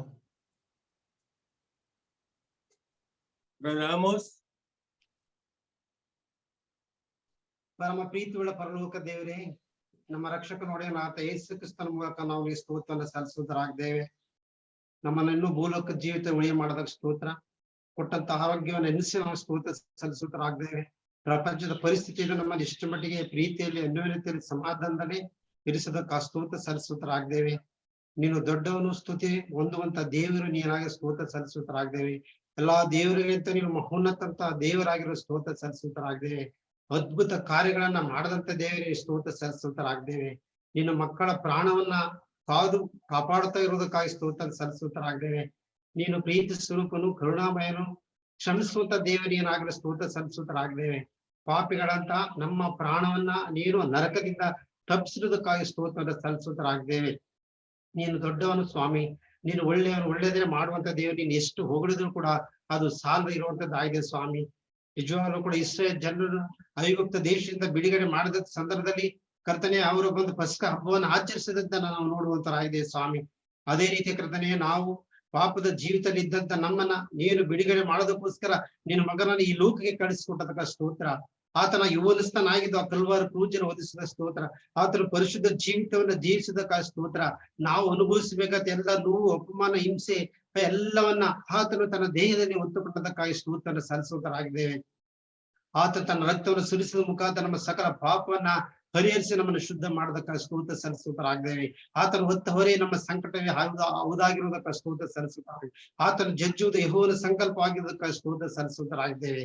ಸತ್ತು ಮೃತ್ಯುಂಜಯನಾಗಿ ಜೀವಿಸುವಂತ ದೇವರು, ನಾವು ಆರಾಧಿಸುವಂತ ದೇವರು, ಜೀವಿಸುವಂತ ದೇವರು, ನಮ್ಮ ಆರಾಧನೆಯನ್ನು ಸ್ವೀಕರಿಸುವಂತ ದೇವರಾಗಿರುವುದಕ್ಕಾಗಿ ಸ್ತೋತ್ರ ಸಲ್ಲಿಸುವುದರಾಗಿದೆ ಸ್ವಾಮಿ. ಪ್ರೀತಿಯೊಳಗೆ ನಮ್ಮ ನಮ್ಮನ್ನು ಇನ್ನೂ ಭೂಲೋಕ ಜೀವಿತದಲ್ಲಿ ಇಟ್ಟುದಕ್ಕಾಗಿ ಸ್ತೋತ್ರವನ್ನು ಸಲ್ಲಿಸುವುದರಾಗಿದೆ ಸ್ವಾಮಿ. ನೀನು ರಕ್ತ ಮುಖಾಂತರ ತೊಳೆಯಲ್ಪಟ್ಟ ನಮ್ಮ ಶುದ್ಧರಾಗಿ ನೀತಿವಂತರಾಗಿ ಮಾಡೋದಕ್ಕೆ ಸ್ತೋತ್ರ. ರಕ್ಷಣೆ, ಬಿಡುಗಡೆಯನ್ನು, ಶಾಂತಿ, ಸಮಾಧಾನವನ್ನ ಕೊಟ್ಟದಕ್ಕಾಗಿ ಸ್ತೋತ್ರ. ನೀನು ಪರಲೋಕ ಸೌಭಾಗ್ಯದಲ್ಲಿ ಸೇರಿಸಿ ಸ್ತೋತ್ರ. ನಮ್ಮ ಹೆಸರು ಬರಕೊಟ್ಟದಕ್ಕಾಗಿ ಸ್ತೋತ್ರ ಸ್ವಾಮಿ. ನೀನು ಬರುವಂತ ದೇವರಾಗಿದೆ ಸ್ವಾಮಿ. ನಮ್ಮನ್ನ ಕರ್ಕೊಂಡು ಹೋಗುವಂತ ದೇವರಾಗಿದೆ. ಆ ನಂಬಿಕೆ, ನಿರೀಕ್ಷೆ ನಮ್ಮನ್ನ ಇಟ್ಟದಕ್ಕಾಗಿ ಸ್ತೋತ್ರ ಸಲ್ಲಿಸುವುದರಾಗಿದೆ ಸ್ವಾಮಿ. ನೀನು ಬರುವವರೆಗೂ ಕೂಡ ಕರ್ತನೆ, ನೀನು ಮಾಡ್ತಕ್ಕಂಥ ಉಪಕಾರಗಳ ದಯೆಯನ್ನ ನಾನು ನೆನಪು ಮಾಡಿ ನಾವು ನಿನಗೆ ವಂದನೆ ಹೇಳುವಂತರಾಗಿದ್ದೇವೆ. ನಿನ್ನೆಲ್ಲ ಉಪಕಾರ ದಯೆಯನ್ನು ನೆನಪು ಮಾಡುತ್ತಾ ನಮ್ಮ ಹೃದಯದಿಂದ ಬರುತ್ತ ಸ್ತೋತ್ರ ಮ್ಯಾಜ್ಞವನ್ನ ಯೇಸು ಕ್ರಿಸ್ತನ ಮೂಲಕ ನಿನ್ನ ಪಾದಗಳಿಗೆ ಸಮರ್ಪಿಸಿ ನಿನ್ನೊಬ್ಬನ ಸ್ತುತಿಸಿ ಕೊಂಡಾಡುತ್ತೇವೆ ನಮ್ಮ ಪರಮ ತಂದೆಯ ದೇವರೇ. ಆಮೆನ್. ಬ್ರದರ್ ಪ್ರಶಾಂತ್. ನಮ್ಮನ್ನ ಬಹಳವಾಗಿ ಪ್ರೀತಿ ಮಾಡುವಂತ ನಮ್ಮ ಸ್ವರ್ಗದ ತಂದೆಯ ದೇವರಕ್ಷಕ, ನಿನ್ನ ಅತಿ ಪರಿಶುದ್ಧವಾದ ನಾಮಕ್ಕೆ ಮುಂಚಾನೆಯಲ್ಲಿ ಅನಂತ ಸ್ತೋತ್ರ ಕೊಂಡಾಟಗಳನ್ನ ಸಲ್ಲಿಸ್ತೇವೆ ಸ್ವಾಮಿ. ಹೇಗೋ ನಿನ್ನ ಮಹಾ ಕೃಪೆಯಿಂದ ಸ್ವಾಮಿ ನಮ್ಮನ್ನ ಜೀವಿತರ ಸಂಖ್ಯೆಯಲ್ಲಿ ಉಳೆ ಮಾಡಿದ್ದಿ, ಮತ್ತೊಂದು ಹೊಸ ದಿನವನ್ನ ಕೊಟ್ಟಿದ್ದಿ, ನೂತನ ತಿಂಗಳಿಗೆ ನಮ್ಮನ್ನ ನಡೆಸಿದ್ದಿ. ಪ್ರಥಮ ವಾರದಲ್ಲಿ ಸ್ವಾಮಿ ಹೇಗೋ ಸಭೆಗೆ ಕೂಡಿ ನಿನ್ನನ್ನ ಆರಾಧಿಸಿದ್ದಾಗ್ಯೂ ನಾವಿರುವಂತ ಸ್ಥಳದಲ್ಲಿ ದೇವರೇ ನಿನ್ನನ್ನ ಸತ್ಯಕ್ಕೆ ತಕ್ಕ ಹಾಗೆ ಆರಾಧಿಸುವಂತೆ ಕೊಟ್ಟಂತ ನಿನ್ನ ಕೃಪೆಗಾಗಿ, ನಿನ್ನ ಸಹಾಯಕ್ಕಾಗಿ ದೇವರೇ ನಾವು ನಿಮ್ಮನ್ನ ಕೊಂಡಾಡ್ತೇವೆ, ನಿಮ್ಮನ್ನ ಘನಪಡಿಸುವಂತ ಋಣವಾಗಿದ್ದೇವೆ ಸ್ವಾಮಿ. ಖಂಡಿತವಾಗಿ ದೇವರೇ, ನಾವು ಮಾತೃ ಗರ್ಭದಿಂದಲೂ ಹುಟ್ಟಿನಿಂದಲೂ ಜನ್ಮತ ನಾವು ಪಾಪಿಗಳು ಸ್ವಾಮಿ. ಇಂಥ ಪಾಪಿಗಳಾದಂತ ನಮ್ಮನ್ನ ದೇವರೇ ನೀನು ಪ್ರೀತಿಸಕ್ಕಾಗಿ, ಕರುಣಿಸಕ್ಕಾಗಿ ನಿನಗೆ ಸ್ತೋತ್ರ ಸ್ವಾಮಿ. ಆ ಕಲ್ವಾರಿ ಕ್ರೂಜೆಯಲ್ಲಿ ನಮಗಾಗಿ ಮಾಡಿದಂತಹ ಆ ನಿನ್ನ ಉಪಕಾರಕ್ಕಾಗಿ, ಆ ನಿನ್ನ ಸಹಾಯಕ್ಕಾಗಿ ದೇವರೇ ನಾವು ನಿಮ್ಮನ್ನ ಕೊಂಡಾಡ್ತೇವೆ, ನಿಮ್ಮನ್ನ ಘನಪಡಿಸುವಂತವ್ರು ನಾವಾಗಿದ್ದೇವೆ ಸ್ವಾಮಿ. ವಾಕ್ಯದಲ್ಲಿ ಕೇಳುತ್ತಾ ಬಂದಂತ ರೀತಿಯಲ್ಲಿ ಸ್ವಾಮಿ ದೇವರೇ ಹೇಗೋ ಇಸ್ರಾಯೇಲನ್ನ ನೀನು ಐಗುಪ್ತ ದೇಶದಿಂದ ಕರತಂದಂತಹ ರೀತಿಗಾಗಿ ನಿನ್ನ ಸಹಾಯಕ್ಕಾಗಿ ದೇವರೇ ನಾವು ನಿಮ್ಮನ್ನ ಕೊಂಡಾಡ್ತೇವೆ, ನಿಮ್ಮನ್ನ ಘನಪಡಿಸ್ತೇವೆ. ಅಪ್ಪ ದೇವರ ಮೋಶೆಯನ್ನ ನೀನು ತಾನು ಇಸ್ರಾಯೇಲ್ ಬಿಡಿಸ್ಲಿಕ್ಕಾಗಿ ನೀನು ನೇಮಿಸಿದ ಸ್ವಾಮಿ. ನನ್ನನ್ನಾದರೂ ದೇವರೇ ಪಾಪದಿಂದ ಬಿಡಿಸ್ಲಿಕ್ಕಾಗಿ ನಿನ್ನನ್ನೇ ದೇವರೇ ನೇಮಿಸ್ತಾನಲ್ಲ, ಆ ಕಲ್ವಾರಿ ಪೂಜೆಗೆ ನೀನು ಯಜ್ಞಾರ್ಪಿತನಾಗಿ ಅರ್ಪಿಸಿಕೊಂಡೆಯಲ್ಲ ಸ್ವಾಮಿ. ನಮಗೋಸ್ಕರ 3 ಮೊಳೆಗಳಲ್ಲಿ ನಿಂತಲಾರ ಸ್ಥಿತಿಯನ್ನ ಅನುಭವಿಸ್ತಲ್ಲ ಸ್ವಾಮಿ.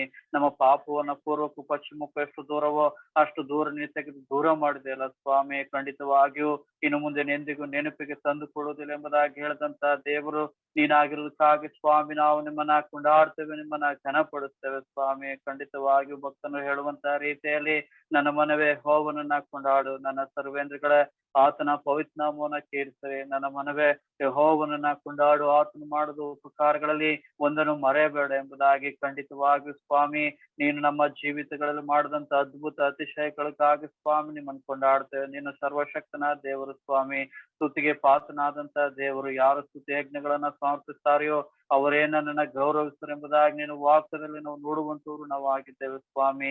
ನಮ್ಮನ್ನ ನೀನು ಚೈತನ್ಯ ಪಡಿಸಿದ್ದಿ, ನಮ್ಮನ್ನ ಎಲ್ಲಾ ರೀತಿಯಲ್ಲಿ ಸ್ವಾಮಿ ನಿನ್ನ ಮಕ್ಕಳಾಗಿ ನಮ್ಮನ್ನ ಇಟ್ಟಿದ್ದಿ ಸ್ವಾಮಿ. ಸ್ವಕೀಯ ಪ್ರಜೆಯಾಗಿ, ಯಾಜಕರಾಗಿ ದೇವರೇ ನಿನ್ನ ಮಕ್ಕಳಾಗಿ ನಮ್ಮನ್ನ ಕರೆದಿದ್ದಿ, ಸ್ನೇಹಿತರಾಗಿ ನಮ್ಮನ್ನ ನೀನು ಆರಿಸಿಕೊಂಡಿದೆಯಲ್ಲ ಸ್ವಾಮಿ. ನಿನ್ನ ವಾತ್ಸಲ್ಯವನ್ನ ಹೊಂದುವಂತೆ, ನಿನ್ನ ಕರುಣೆಯನ್ನ ಹೊಂದುವಂತೆ ಕೃಪೆ ಮಾಡಿದೆಯಲ್ಲ ಸ್ವಾಮಿ. ಅದಕ್ಕಾಗಿ ದೇವರೇ ನಾವು ನಿಮ್ಮನ್ನ ಕೊಂಡಾಡ್ತೇವೆ, ನಿಮ್ಮನ್ನ ಘನಪಡಿಸುವಂತವ್ರು ನಾವಾಗಿದ್ದೇವೆ ಸ್ವಾಮಿ. 24 4 ಜೀವಿಗಳಿಂದಲೂ ನಿತ್ಯಕ್ಕೂ ಪರಿಶುದ್ಧನೆಂಬುದಾಗಿ ನಿನ್ನನ್ನು ಆಡಿ ಹೊಗಳುತ್ತಾ ಕೊಂಡಾಡ್ತಿರುವುದಕ್ಕಾಗಿ ಸ್ವಾಮಿ ನಾವು ನಿಮ್ಮನ್ನ ಹೆಚ್ಚಾಗಿ ಕೊಂಡಾಡ್ತೇವೆ, ನಿಮ್ಮನ್ನ ಘನಪಡಿಸುವಂತವ್ರು ನಾವಾಗಿದ್ದೇವೆ ಸ್ವಾಮಿ. ಖಂಡಿತವಾಗಿ ಸ್ವಾಮಿ ನಾವು ದೇವರೇ ಈ ರೀತಿಯಲ್ಲಿ ನಿಮ್ಮನ್ನ ಕೊಂಡಾಡುವಂತ ನಮ್ಮನ್ನ ಈ ಲೋಕದಲ್ಲಿ ಇಟ್ಟಿದೆಯಲ್ಲ, ಅದಕ್ಕಾಗಿ ನಿನಗೆ ಸ್ತೋತ್ರ. ಕೊಂಡಾಟಗಳನ್ನ ಹೆಚ್ಚಾಗಿ ನಿಮ್ಮನ್ನ ಸಲ್ಲಿಸ್ತೇವೆ. ಯಾಕಂದ್ರೆ ಎಷ್ಟೋ ಜನ ಈ ದಿನವನ್ನ ಕಾಣದೆ ಮಣ್ಣಿಗೆ ಮಣ್ಣಾಗಿ ಹೋಗಿದ್ದಾರೆ ಸ್ವಾಮಿ. ಎಷ್ಟೋ ಬಲಹೀನತೆಗಳ ರೋಗದಲ್ಲಿ ಬಿದ್ದು ಹೋಗಿದ್ದಾರೆ ಸ್ವಾಮಿ. ನಮ್ಮನ್ನ ಆದರೂ ಈ ರೀತಿಯಲ್ಲಿ ಇಟ್ಟಿದೆಯಲ್ಲ, ಈ ರೀತಿಯಲ್ಲಿ ದೇವರೇ ನಿಮ್ಮನ್ನ ಕೊಂಡಾಡುವಂತ ಅವಕಾಶವನ್ನು ಅಲ್ಪರಾದಂತ ನಮಗೆ ನೀನು ಕೊಟ್ಟಿದೆಯಲ್ಲ ಸ್ವಾಮಿ. ಅದಕ್ಕಾಗಿ ನಾವು ನಿಮ್ಮನ್ನ ಕೊಂಡಾಡ್ತೇವೆ, ನಿಮ್ಮನ್ನ ಘನಪಡಿಸ್ತೇವೆ ಸ್ವಾಮಿ. ನಿನ್ನ ಪ್ರೀತಿ ಎಲ್ಲವನ್ನ ಸಹಿಸ್ಕೊಳ್ತದೆ, ಎಲ್ಲವನ್ನ ತಾಳ್ಕೊಳ್ತದಲ್ಲ, ಅದಕ್ಕಾಗಿ ನಿನಗೆ ಸ್ತೋತ್ರವನ್ನ ಸಲ್ಲಿಸ್ತೇವೆ. ಆ ಪ್ರೀತಿಯನ್ನು ನಮ್ಮ ಮೇಲೆ ಇಟ್ಟಿದೆಯಲ್ಲ ಸ್ವಾಮಿ, ಅದಕ್ಕಾಗಿ ದೇವರೇ ನಾವು ನಿಮ್ಮನ್ನ ಕೊಂಡಾಡ್ತೇವೆ, ನಿಮ್ಮನ್ನ ಘನಪಡಿಸ್ತೇವೆ. ಹೇಗೂ ನೀನು ಮಾಡ್ತಾ ಬಂದಂತ ಎಲ್ಲಾ ಶ್ರೇಷ್ಠ ಉಪಕಾರಗಳನ್ನ ನೆನಪಿಗೆ ತಂದುಕೊಂಡವರಾಗಿ ನಮ್ಮ ಹೃದಯದ ಅಂತರಾಳದಿಂದ ಬರುವಂತ ಎಲ್ಲಾ ಸ್ತುತಿ ಸ್ತೋತ್ರಗಳನ್ನ ನಿನ್ನೊಬ್ಬನಿಗೆ ಸಲ್ಲಿಸಿ ನಿನ್ನೊಬ್ಬನನ್ನೇ ಕೊಂಡಾಡ್ತೇವೆ ನಮ್ಮ ಜೀವಳಂತ ತಂದೆಯೇ, ಆಮೆನ್. ನಾವು ಸಲ್ಲಿಸಿದಂತ ಸ್ತುತಿ ಯಜ್ಞವನ್ನ ದೇವರು ತಾನೇ ಅಂಗೀಕರಿಸಿ ಆತ ಮಹಿಮೆ ಹೊಂದಿದ್ದಾನೆ, ಆತ ನಾಮಕ್ಕೆ ಸ್ತೋತ್ರವಾಗಲಿ. ಈಗ ಒಂದು ಸಂಗೀತ ಹಾಡಿಕೊಳ್ಳೋಣ. ಸಂಗೀತ 45ನೇ ಸಂಗೀತ, ಯೇಸುವು ತಿರುಗಿ ಬರುವನು, ನಮಗೆ ಮಾತನ್ನು ಕೊಟ್ಟು ಹೋದನು.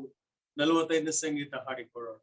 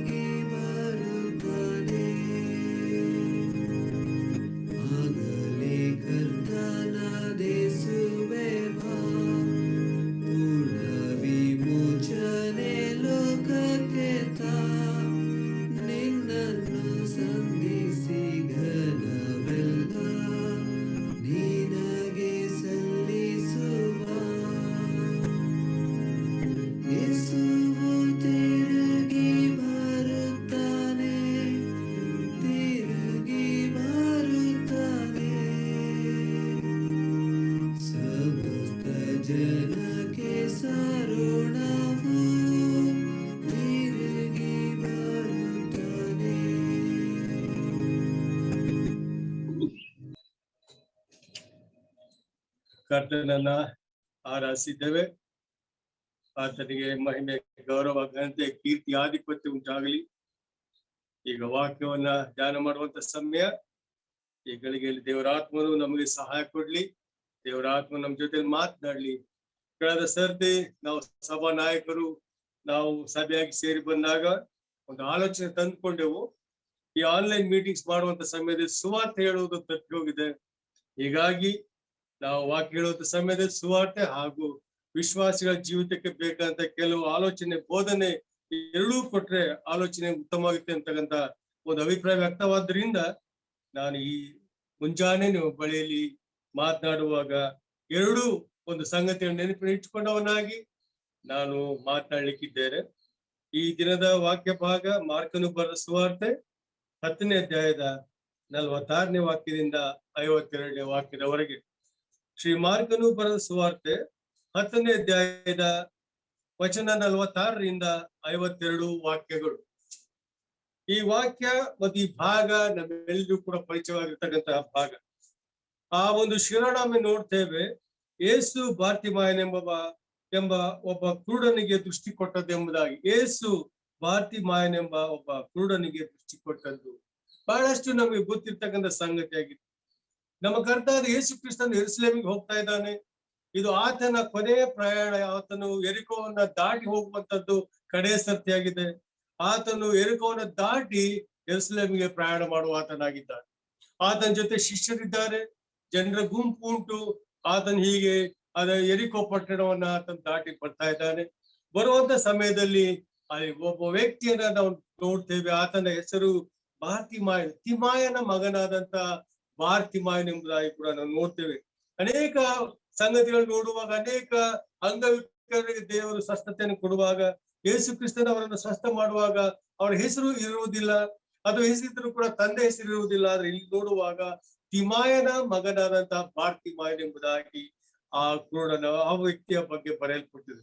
ಆತನ ಬಗ್ಗೆ ಮತ್ತೆ ನಾವು ನೋಡುವಂತ ಸಮಯದಲ್ಲಿ ಆತನು ಕುರುಡನು ಮತ್ತು ಭಿಕ್ಷಗಾರನೆಂಬುದಾಗಿ ನೋಡ್ತೀವಿ. ಆತನು ಕುರುಡನಾಗಿ, ಹಿ ವಾಸ್ ಬ್ಲೈಂಡ್, ಆತನು ಕುರುಡನಾಗಿದ್ದಾನೆ. And he was a beggar, ಆತನು ಭಿಕ್ಷೆ ಬೇಡ್ತಾ ಇದ್ದಾನೆ. ಭಿಕ್ಷೆ ಬೇಡುವಂತಹ ಕಾಯಕ ವೃತ್ತಿಯವರದ್ದಾಗಿದೆ. ಕಾರಣವನೊಬ್ಬ ಕುರುಡನಾಗಿದ್ದಾರೆ.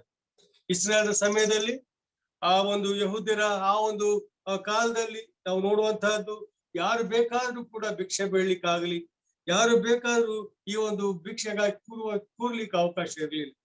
ಈ ದಿನಮಾನಗಳು ನೋಡುವಾಗ ಒಬ್ಬ ವ್ಯಕ್ತಿ ಆತ ಯಾವುದೇ ಕೆಲಸ ಮಾಡ್ಲಿಕ್ಕೆ ಬಾರದೆ ಸೋಮಾರಿಯಾಗಿರ್ತಕ್ಕಂಥವನು ಒಂದು ವೇಳೆ ನೋಡುವಾಗ ಭಿಕ್ಷೆ ಸಂಪಾದನೆಗಾಗಿ ಆತನು ತನ್ನನ್ನ ತೊಡಗಿಸಿಕೊಳ್ತಾರೆ. ಭಿಕ್ಷೆ ಮಾಡಿ ಸುಲಭವಾಗಿ ಬದುಕಬಹುದು ಎಂತಕ್ಕಂಥ ಆಲೋಚನೆಯಿಂದ ಅನೇಕ ಸರ್ತಿ ಅನೇಕ ಜನರು ಹೀಗೆ ಭಿಕ್ಷೆ ಕೇಳೋದನ್ನ ನೋಡ್ತೇವೆ. ಆದ್ರೆ ಇಸ್ರಾಯೇಲರ ಕಾಲದಲ್ಲಿ ಯಹೂದ್ಯರ ನಡುವೆ ಈ ಒಂದು ಪರಿಸ್ಥಿತಿ ಇರಲಿಲ್ಲ. ಅಲ್ಲಿ ಭಿಕ್ಷೆ ಮಾಡ್ಬೇಕಾದಲ್ಲಿ ಆ ವ್ಯಕ್ತಿ, ಭಿಕ್ಷೆಗಾಗಿ ಕೂರ್ತಕ್ಕಂಥ ವ್ಯಕ್ತಿ ಆ ಒಂದು ಸಮಿತಿಯ ಮುಂದೆ ಆತನು ಹೋಗ್ಬೇಕಾಗಿತ್ತು. ಆ ಸಮಿತಿಯ ಮುಂದೆ ತನ್ನ ಅಸಹಾಯಕತೆ ಹೇಳ್ಕೊಳ್ಬೇಕಾಯ್ತು. ನನಗೆ ಕುರುಡುತನ ಉಂಟು, ದೃಷ್ಟಿ ಇಲ್ಲ, ನಾನು ಕೆಲಸ ಮಾಡ್ಲಿಕ್ಕೆ ನನ್ನಿಂದ ಆಗದು, ಅಥವಾ ನನಗೆ ರೋಗ ಹಿಡಿದಿದೆ, ಕುಷ್ಠರೋಗ ನನ್ನಲ್ಲಿ ಉಂಟು, ನಾನು ಅಸಹಾಯಕನು, ಕೆಲಸ ಮಾಡ್ಲಿಕ್ಕೆ ಆಗೋದಿಲ್ಲ. ಆಗ ಒಂದು ವೇಳೆ ರೋಗಿ ಆಗಿದ್ದಲ್ಲಿ ಆ ಕುಷ್ಠರೋಗ ಹಿಡಿದ ಯಾಜಕನ ಬಳಿಗೆ ಹೋಗಿ ಅವನನ್ನ ಪರೀಕ್ಷೆ ಮಾಡಿಸಿ, ಅವನಲ್ಲಿ ಕುಷ್ಠ ಉಂಟು, ಅವನಿಗೆ ಕಷ್ಟ ಉಂಟು ಅಂತ ತಿಳ್ಕೊಂಡು ಅವನಿಗೆ ಭಿಕ್ಷೆ ಬೇಡ್ಲಿಕ್ಕೆ ಅವಕಾಶ. ಇದನ್ನು ನೋಡೋ ದೃಷ್ಟಿ ಇಲ್ಲ, ನಿಜವಾಗಿ ಕೂಡ ಅವನಿಗೆ ದುಡಿಲಿಕ್ಕೆ ಸಾಮರ್ಥ್ಯ ಇಲ್ಲ. ಹೀಗಾಗಿ ಅವನನ್ನ ಪರೀಕ್ಷೆ ಮಾಡಿ ಅವನಿಗೆ ಭಿಕ್ಷೆ ಬೇಡ್ಲಿಕ್ಕೆ ಅವಕಾಶ ಕೊಡುವಂತ ಆ ಒಂದು ತೀರ್ಮಾನವನ್ನ ಸಮಿತಿ ತೆಗೆದುಕೊಳ್ತಿತ್ತು ನೋಡ್ತೇವೆ. ಮತ್ತು ಅವನಿಗೆ ಅವಕಾಶ ಕೊಡುವಂತ ಸಮಯದಲ್ಲಿ ಇಂಥ ಸ್ಥಳದಲ್ಲಿ ಅವರು ಕೂತು ಭಿಕ್ಷೆ ಬೇಡಬೇಕೆಂಬುದಾಗಿ ನಿಗದಿ ಮಾಡುವಂತದ್ದನ್ನು ಕೂಡ ನಾವು ನೋಡ್ತೇವೆ. ಆತನನ್ನು ಗುರುತಿಸಿ, ಆತನ ಅಸಹಾಯಕತೆಯನ್ನು ಗುರುತಿಸಿ ಭಿಕ್ಷೆ ಮಾಡ್ಲಿಕ್ಕೆ ಅವಕಾಶವನ್ನು ಕೊಡುವಾಗ ಇಂತಹ ಸ್ಥಳದಲ್ಲಿ ನೀನು ಭಿಕ್ಷೆ ಮಾಡಬಹುದು ಎಂಬುದಾಗಿ ಹೇಳುವಂತ ಆ ಒಂದು ಪರಿಪಾಠ ಅಲ್ಲಿ ಇತ್ತು ನೋಡ್ತೇವೆ. ಮತ್ತು ಹಾಗೆ ಅವನಿಗೆ ಭಿಕ್ಷೆ ಮಾಡ್ಲಿಕ್ಕೆ ಅನುಮತಿ ಕೊಡುವಂತ ಸಮಯದಲ್ಲಿ ಆತನು ಆ ಸ್ಥಳದಲ್ಲಿ ಕೂತು ಭಿಕ್ಷೆ ಬೇಡಬೇಕಾಗಿತ್ತು. ಬೇಕಾದ ಸ್ಥಳಕ್ಕೆ ಹೋಗಿ ಭಿಕ್ಷೆ ಬೇಡಲಿಕ್ಕೆ ಅವನಿಗೆ ಅವಕಾಶ ಇರಲಿಲ್ಲ. ಹೀಗಾಗಿ ಆ ಒಂದು ಸಮಿತಿಯವರು ಅಥವಾ ಆ ಒಂದು ಅಧಿಕಾರ ವರ್ಗ ಅವರಿಗೆ ಸೂಚಿಸಿದಂತ ಸ್ಥಳದಲ್ಲಿ ಆತನು ಕೂತು ಭಿಕ್ಷೆ ಬೇಡುವ ಆತನಾಗಿದ್ದಾನೆ. ಯಾವಾಗಲೂ ಕೂಡ ಭಿಕ್ಷೆ ಬೇಡುವಂತದ್ದು ದಾರಿಯ ಮಗ್ಗುಲಿನ ಸ್ಥಳವಾಗಿತ್ತು ನೋಡ್ತೇವೆ. ಇಸ್ರಾಯೇಲ್ನಲ್ಲಿ ಮೋಶೆ ವಿಧಿಸಿದಂತ ನಿಯಮ, ಅವರು ದಾನ ಕೊಡಬೇಕಾಗಿತ್ತು. ಅದು ಒಂದು ನಿಯಮವಾಗಿತ್ತು. ಪ್ರತಿಯೊಬ್ಬರು ಕೂಡ ದಾನ ಕೊಡುವಂತಹದ್ದು ಅಲ್ಲಿ ನಿಯಮವಾಗಿದ್ದರಿಂದ ಈ ಭಿಕ್ಷಗಾರನಾಗಲಿ, ರೋಗಿ ಆಗಲಿ, ಕುಂಟನಾಗಲಿ, ಕುಷ್ಠ ಹಿಡಿದಂತವನಾಗಲಿ, ಇವರು ಹೀಗೆ ಕೂತಿರುವಾಗ ಭಿಕ್ಷೆಗಾಗಿ ಅವರು ಕೂಗುವಾಗ ಜನರು ಭಿಕ್ಷೆ ಕೊಡ್ಲಿಕ್ಕೆ ಅವರು ತಮ್ಮನ್ನು ತೊಡಗಿಸಿಕೊಳ್ತಾರೆ, ಭಿಕ್ಷೆ ಕೊಡ್ತಾ ಇದ್ರಿಂದಾಗಿ ನಾವು ನೋಡ್ತೀವಿ.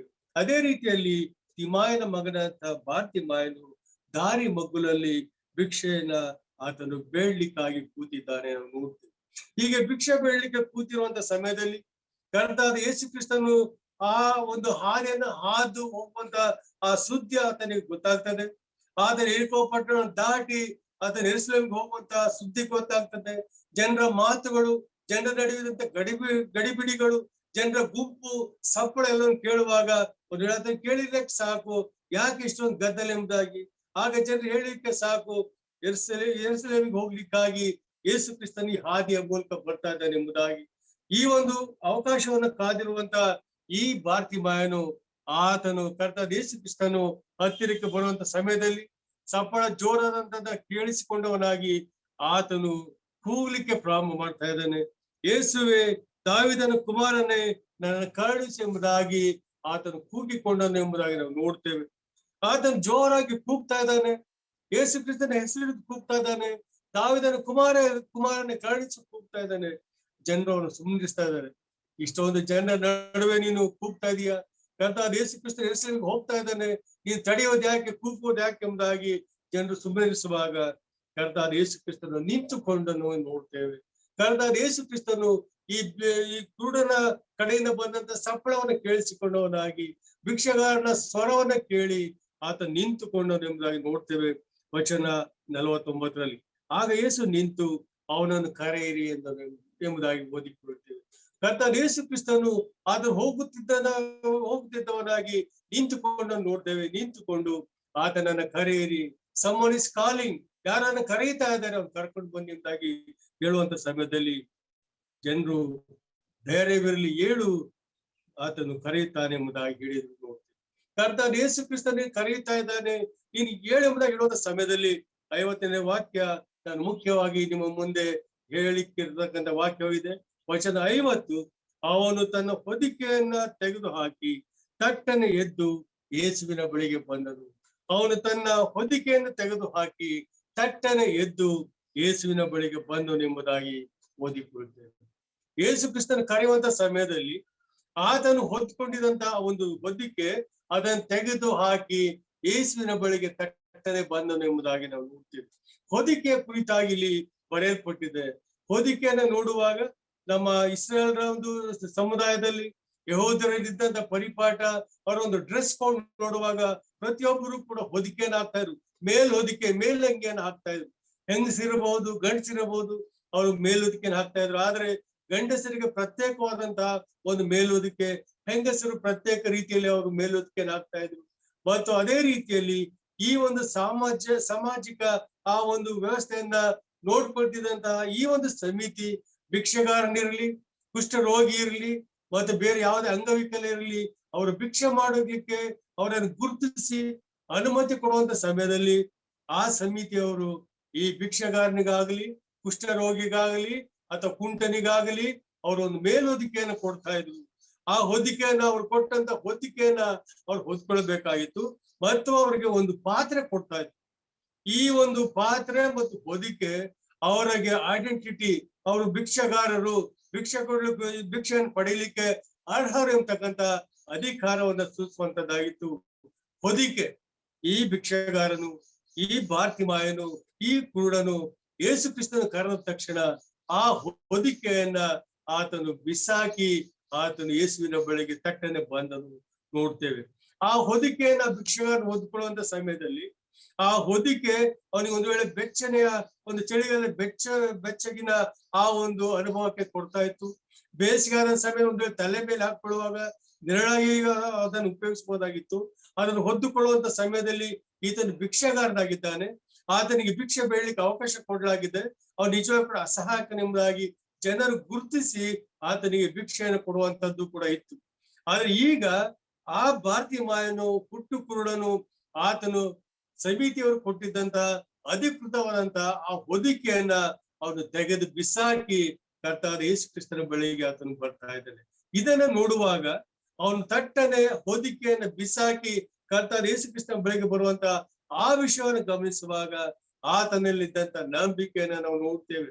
ಕರ್ತನಾದ ಯೇಸು ಕ್ರಿಸ್ತನ ಬಳಿಗೆ ನಾನು ಹೋಗ್ತೇನೆ, ಆತನಿಗೆ ದೃಷ್ಟಿ ಕೊಡ್ತಾನೆ, ಆತನಿಗೆ ಕಣ್ಣು ಕೊಡ್ತಾನೆ, ಆತನ ಮೇಲೆ ನಂಬಿಕೆ ಇಡುವಾಗ ಆತನಲ್ಲಿ ಶಕ್ತಿ ಉಂಟು, ಆತನೇ ನನಗೆ ದೃಷ್ಟಿ ಬರ್ತದೆ, ಕಣ್ಣು ಸಿಗ್ತದೆ, ನಾನು ಮತ್ತೆಂದೂ ಸಹ ಈ ಒಂದು ಭಿಕ್ಷೆ ಬಳ್ಳಿಗೆ ಹೋಗುವುದಿಲ್ಲ, ನನಗೆ ಆ ಹೊದಿಕೆ ಅವಕಾಶ ಇಲ್ಲ, ಆ ಪಾತ್ರೆ ಅವಶ್ಯಕತೆ ಇಲ್ಲ ಎಂಬುದಾಗಿ ಆತ ನಿರ್ಧಾರ ಮಾಡಿಕೊಂಡವನಾಗಿ ಆ ನಂಬಿಕೆಯಿಂದ ಆತನು ಕರ್ತನಾದ ಯೇಸು ಕ್ರಿಸ್ತನ ಬಳಿಗೆ ಬರುವುದನ್ನು ನೋಡ್ತೇವೆ. ಎಂಥ ನಂಬಿಕೆ ನೋಡ್ರಿ, ನಾನು ಹೋಗ್ತೇನೆ, ಆತನ ಬಳಿಗೆ ಹೋಗುವಾಗ ಆತ ದೇವಕುಮಾರನಾಗಿದ್ದಾನೆ, ಆತನ ಶಕ್ತಿ ಉಂಟು, ರೋಗದ ಮೇಲೆ ಅಧಿಕಾರ ಉಂಟು, ಆತನಿಗೆ ದೃಷ್ಟಿಕೋನ ಶಕ್ತನಾಗಿದ್ದಾನೆ. ಆ ನಂಬಿಕೆ ಉಳ್ಳವನಾಗಿ ದೃಢವಾದಂತ ವಿಶ್ವಾಸದಿಂದ ಕರ್ತ ಯೇಸು ಕ್ರಿಸ್ತನ ಬಳಿಗೆ ಆತನು ಬಂದವನಾಗಿದ್ದಾನೆ. ಒಂದು ವೇಳೆ ಅವನು ಈ ರೀತಿ ಯೋಚನೆ ಮಾಡಬಹುದಾಯ್ತು, ತನ್ನ ಹೊದಿಕೆ ಜೊತೆಯಲ್ಲಿ ಹೋಗಿ ಕರ್ತ ಯೇಸು ಕ್ರಿಸ್ತನ ದೃಷ್ಟಿ ಕೊಟ್ಟ ಮೇಲೆ ನೋಡೋಣ ಇದನ್ನು ಬಿಸಾಕೋಣ ಅಂತ ಹೇಳಲಿಲ್ಲ. ಮೊದಲಾಗಿ ನನಗೆ ಬೇಡ, ನನಗೆ ದೃಷ್ಟಿ ಸಿಗ್ತದೆ, ತನ್ನ ಎಲ್ಲ ಕೊರತೆ ನೀಗಲ್ಪಡ್ತದೆ, ತಾನು ಕರ್ತ ಯೇಸು ಕ್ರಿಸ್ತನಿಂದ ವಿಶೇಷ ರೀತಿಯಲ್ಲಿ ಕಣ್ಣನ್ನು ಹೊಂದುವಾಗ ನಾನು ಈ ಒಂದು ವೃತ್ತಿಯಿಂದ ನಾನು ಹೊರಬರ್ತೇನೆ ಎಂಬುದಾಗಿ ನಿಶ್ಚಯ ಮಾಡ್ಕೊಂಡವನಾಗಿ ಆತನು ಹೊದಿಕೆಯನ್ನ ತೆಗೆದು ಬಿಸಾಕಿದನು ಎಂಬುದಾಗಿ ನೋಡ್ತೇವೆ. ಇಲ್ಲಿ ತೆಗೆದು ಹಾಕಿ ನೋಡ್ತೇವೆ, ಆದ್ರೆ ನಾವು ಆಂಗ್ಲ ಭಾಷೆಯಲ್ಲೂ ಬೇರೆ ಭಾಷೆಯನ್ನು ನೋಡುವಾಗ ಆತನು ತೆಗೆದು ಬಿಸಾಕಿದನು ಎಂಬುದಾಗಿ ನೋಡ್ತೇವೆ. ಇದೆಷ್ಟು ಮಾತ್ರವನ್ನ ನಾನು ಉಪಯೋಗಿಸುವುದಿಲ್ಲ, ನಾನು ಎಷ್ಟು ಮಾತ್ರವೂ ನನ್ನ ಭಿಕ್ಷೆ ಬೇಡಲಿಕ್ಕೆ ಕೂರುವುದಿಲ್ಲ ಎಂಬುದಾಗಿ ಆತ ತೀರ್ಮಾನ ಮಾಡಿಕೊಂಡವನಾಗಿ ಕರ್ತ ಯೇಸು ಕ್ರಿಸ್ತನ ಬಳಿಗೆ ಬಂದಿದ್ದಾನೆ. ಆ ತೀರ್ಮಾನ ಹಿಂದೆ ಆತನ ನಂಬಿಕೆಯನ್ನ ನಾವು ನೋಡ್ತೇವೆ. ಕರ್ತನ ಬಳಿಗೆ ಬರುವಾಗ ಸೌಖ್ಯ ಸಿಗ್ತದೆ, ಕರ್ತ ಯೇಸು ಕ್ರಿಸ್ತನ ಬಳಿಗೆ ಬರುವಾಗ ಗುಣವಾಗ್ತದೆ, ಕರ್ತ ಯೇಸು ಕ್ರಿಸ್ತನ ಬಳಿಗೆ ಬರುವಾಗ ಅಲ್ಲಿ ಎಲ್ಲವೂ ಕೂಡ ನನ್ನೆಲ್ಲ ಈ ಒಂದು ಕೊರತೆ ನೀಗಿಸಿಕೊಳ್ಳಿಕ್ಕೆ ಸಾಧ್ಯ ಉಂಟು, ದೃಷ್ಟಿ ಬರ್ತದೆ, ಕಣ್ಣು ಬರ್ತದೆ. ಆ ನಂಬಿಕೆಯಿಂದ ಬಂದು ಆತನು ಕರ್ತ ಯೇಸು ಕ್ರಿಸ್ತನ ಮುಂದೆ ಆತ ನಿಂತಿದ್ದಾನೆ. ಆಗ ನಾವು ನೋಡುವಾಗ 50ನೇ ವಚನದಲ್ಲಿ ಯೇಸು ಅವನನ್ನ ನಾನು ನಿನಗೆ ಏನು ಮಾಡ್ಬೇಕೆಂದು ಕೋರ್ತಿ ಎಂಬುದಾಗಿ ಒಂದು ಪ್ರಶ್ನೆ ಆಗ್ತಾನೆ. ದೃಷ್ಟಿ ಇಲ್ಲದೆ ಇರ್ತಕ್ಕಂಥ ಆ ಕ್ರೂಡನು ಬಾರ್ತಿಮಾಯನು ಕರ್ತನ ಯೇಸು ಕ್ರಿಸ್ತನ ಬಳಿಗೆ ಬಂದು ಆತನ ಮುಂದೆ ನಿಂತಿರುವಾಗ ಕರ್ತ ಯೇಸು ಕ್ರಿಸ್ತನು ಹಾಕಿದ ಪ್ರಶ್ನೆ, ನಾನ್ ಏನ್ ಮಾಡ್ಬೇಕು ನಿನ್ಗೆ ಎಂಬುದ ಬಯಸ್ತೀನಿ ಎಂಬುದಾಗಿ. What can I do for you? ನೀನ್ ಏನ್ ಮಾಡ್ಲಿ ನಾನು? ಆಗ ಭಿಕ್ಷೆಗಾರನು ಕ್ರೂಡನ್ ಹೇಳುವಂತ ಮಾತು, ನನಗೆ ಕಣ್ಣು ಬರುವಂತೆ ಮಾಡಬೇಕು ಗುರುವೇ. ಅವನ ಆಸ್ತಿ ಕೇಳಲಿಲ್ಲ, ಅವನ ಹಣ ಕೇಳಲಿಲ್ಲ, ಬೇರೆ ಯಾವುದೇ ಸೌಲಭ್ಯ ಕೇಳಲಿಲ್ಲ. ಕರ್ತನೆ ಗುರುವೇ, ನನಗೆ ಕಣ್ಣು ಬರುವಂತೆ ಮಾಡಷ್ಟು ಸಾಕು. ನನ್ನ ಕೊರತೆ ದೃಷ್ಟಿಯ ಕೊರತೆ ಆಗಿದೆ, ನನಗೆ ಕಣ್ಣು ಕಾಣಿಸದು, ನಾನು ಕ್ರೂಡನಾಗಿದ್ದೇನೆ, ನಾನು ಎಲ್ಲವನ್ನ ಕಳ್ಕೊಂಡವನಾಗಿದ್ದೇನೆ, ನನಗೆ ದೃಷ್ಟಿ ಕೊಡು, ಕಣ್ಣು ಬೇಕು ಎಂಬುದಾಗಿ ಕರ್ತ ಯೇಸು ಕ್ರಿಸ್ತನ ಮುಂದೆ ತನ್ನ ಕೊರತೆಯನ್ನು ಹೇಳುವಾಗ, ತನ್ನ ಅಸಹಾಯಕತೆಯನ್ನು ಹೇಳುವಂತ ಸಮಯದಲ್ಲಿ ಕರ್ತ ಯೇಸು ಕ್ರಿಸ್ತ ಹೇಳುವಂತ ಮಾತು 52ನೇ ವಚನ, ಹೋಗು, ನಿನ್ನ ನಂಬಿಕೆ ನಿನಗೆ ಸ್ವಸ್ಥ ಮಾಡಿಯದೆ ಎಂಬುದಾಗಿದೆ. ಆತ ನಂಬಿಕೆಯನ್ನು ಕರ್ತ ಯೇಸು ಕ್ರಿಸ್ತ ಗುರುತಿಸಿದನು. ಈತನು ತನ್ನ ಒಂದು ದೃಷ್ಟಿಗಾಗಿ ಬೇಡ್ತಾ ಇದ್ದಾನೆ, ಆತನಿಗೆ ಕಣ್ಣು ಬರಬೇಕಾಗಿದೆ, ನಿಜವಾಗಿ ಕೂಡ ನಂಬಿಕೆಯಿಂದ ಬಂದಿದ್ದಾನೆ, ಹೊದಿಕೆಯನ್ನು ಕಿತ್ತೆಸ್ತಿದ್ದಾನೆ. ಆ ಒಂದು ಹಿಂದೆ ಜೀವಿತಕ್ಕೆ ಹೋಗ್ಲಿಕ್ಕೆ ಅವನು ತೀರ್ಮಾನ ಹೋಗದ ಹಾಗೆ ತೀರ್ಮಾನ ತೆಗೆದುಕೊಂಡಿದ್ದಾನೆ ಎಂಬುದಾಗಿ ತಿಳ್ಕೊಂಡವನಾಗಿ ಕರ್ತ ಯೇಸು ಕ್ರಿಸ್ತ ಹೇಳುವಂತ ಮಾತು, ನಿನ್ನ ನಂಬಿಕೆ ನಿನಗೆ ಸ್ವಸ್ಥ ಮಾಡಿಯದು ಎಂಬುದಾಗಿ ಹೇಳುವಾಗ ಆ ಕೂಡಲೇ ಅವನಿಗೆ ಕಣ್ಣು ಬಂತು ಎಂಬುದಾಗಿ ಕರ್ತ ಯೇಸು ಕ್ರಿಸ್ತ ಒಂದೇ ಒಂದು ಮಾತು ಆತನಿಗೆ ಕಣ್ಣು ಬರುವಂತೆ ಮಾಡಿತು.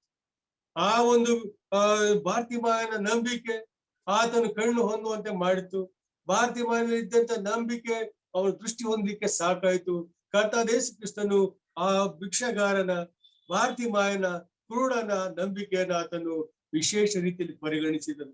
ನಿನ್ನ ನಂಬಿಕೆಯನ್ನು ಸ್ವಸ್ಥ ಮಾಡಿದೆ, ನೀನ್ ಯಾವ ನಂಬಿಕೆಯಿಂದ ಬಂದೆಯೋ, ಯಾವ ವಿಶ್ವಾಸದಿಂದ ನನ್ನ ಬಳಿಗೆ ಬಂದೆಯೋ ಅದು ಸಾಕಾರ ಆಗಿದೆ, ಹೋಗು ಎಂಬುದಾಗಿ ಹೇಳುವಂತವರು. ಕರ್ತ ಯೇಸು ಕ್ರಿಸ್ತನ ಮಾತು ಅವರು ಕಾರ್ಯ ಮಾಡಿತ್ತು. ಅವ್ರು ದೃಷ್ಟಿ ಹೊಂದಿಕೊಂಡನು, ಅವನಿಗೆ ಕಣ್ಣು ಬಂದು ನೋಡ್ತಿರ್ತೇವೆ.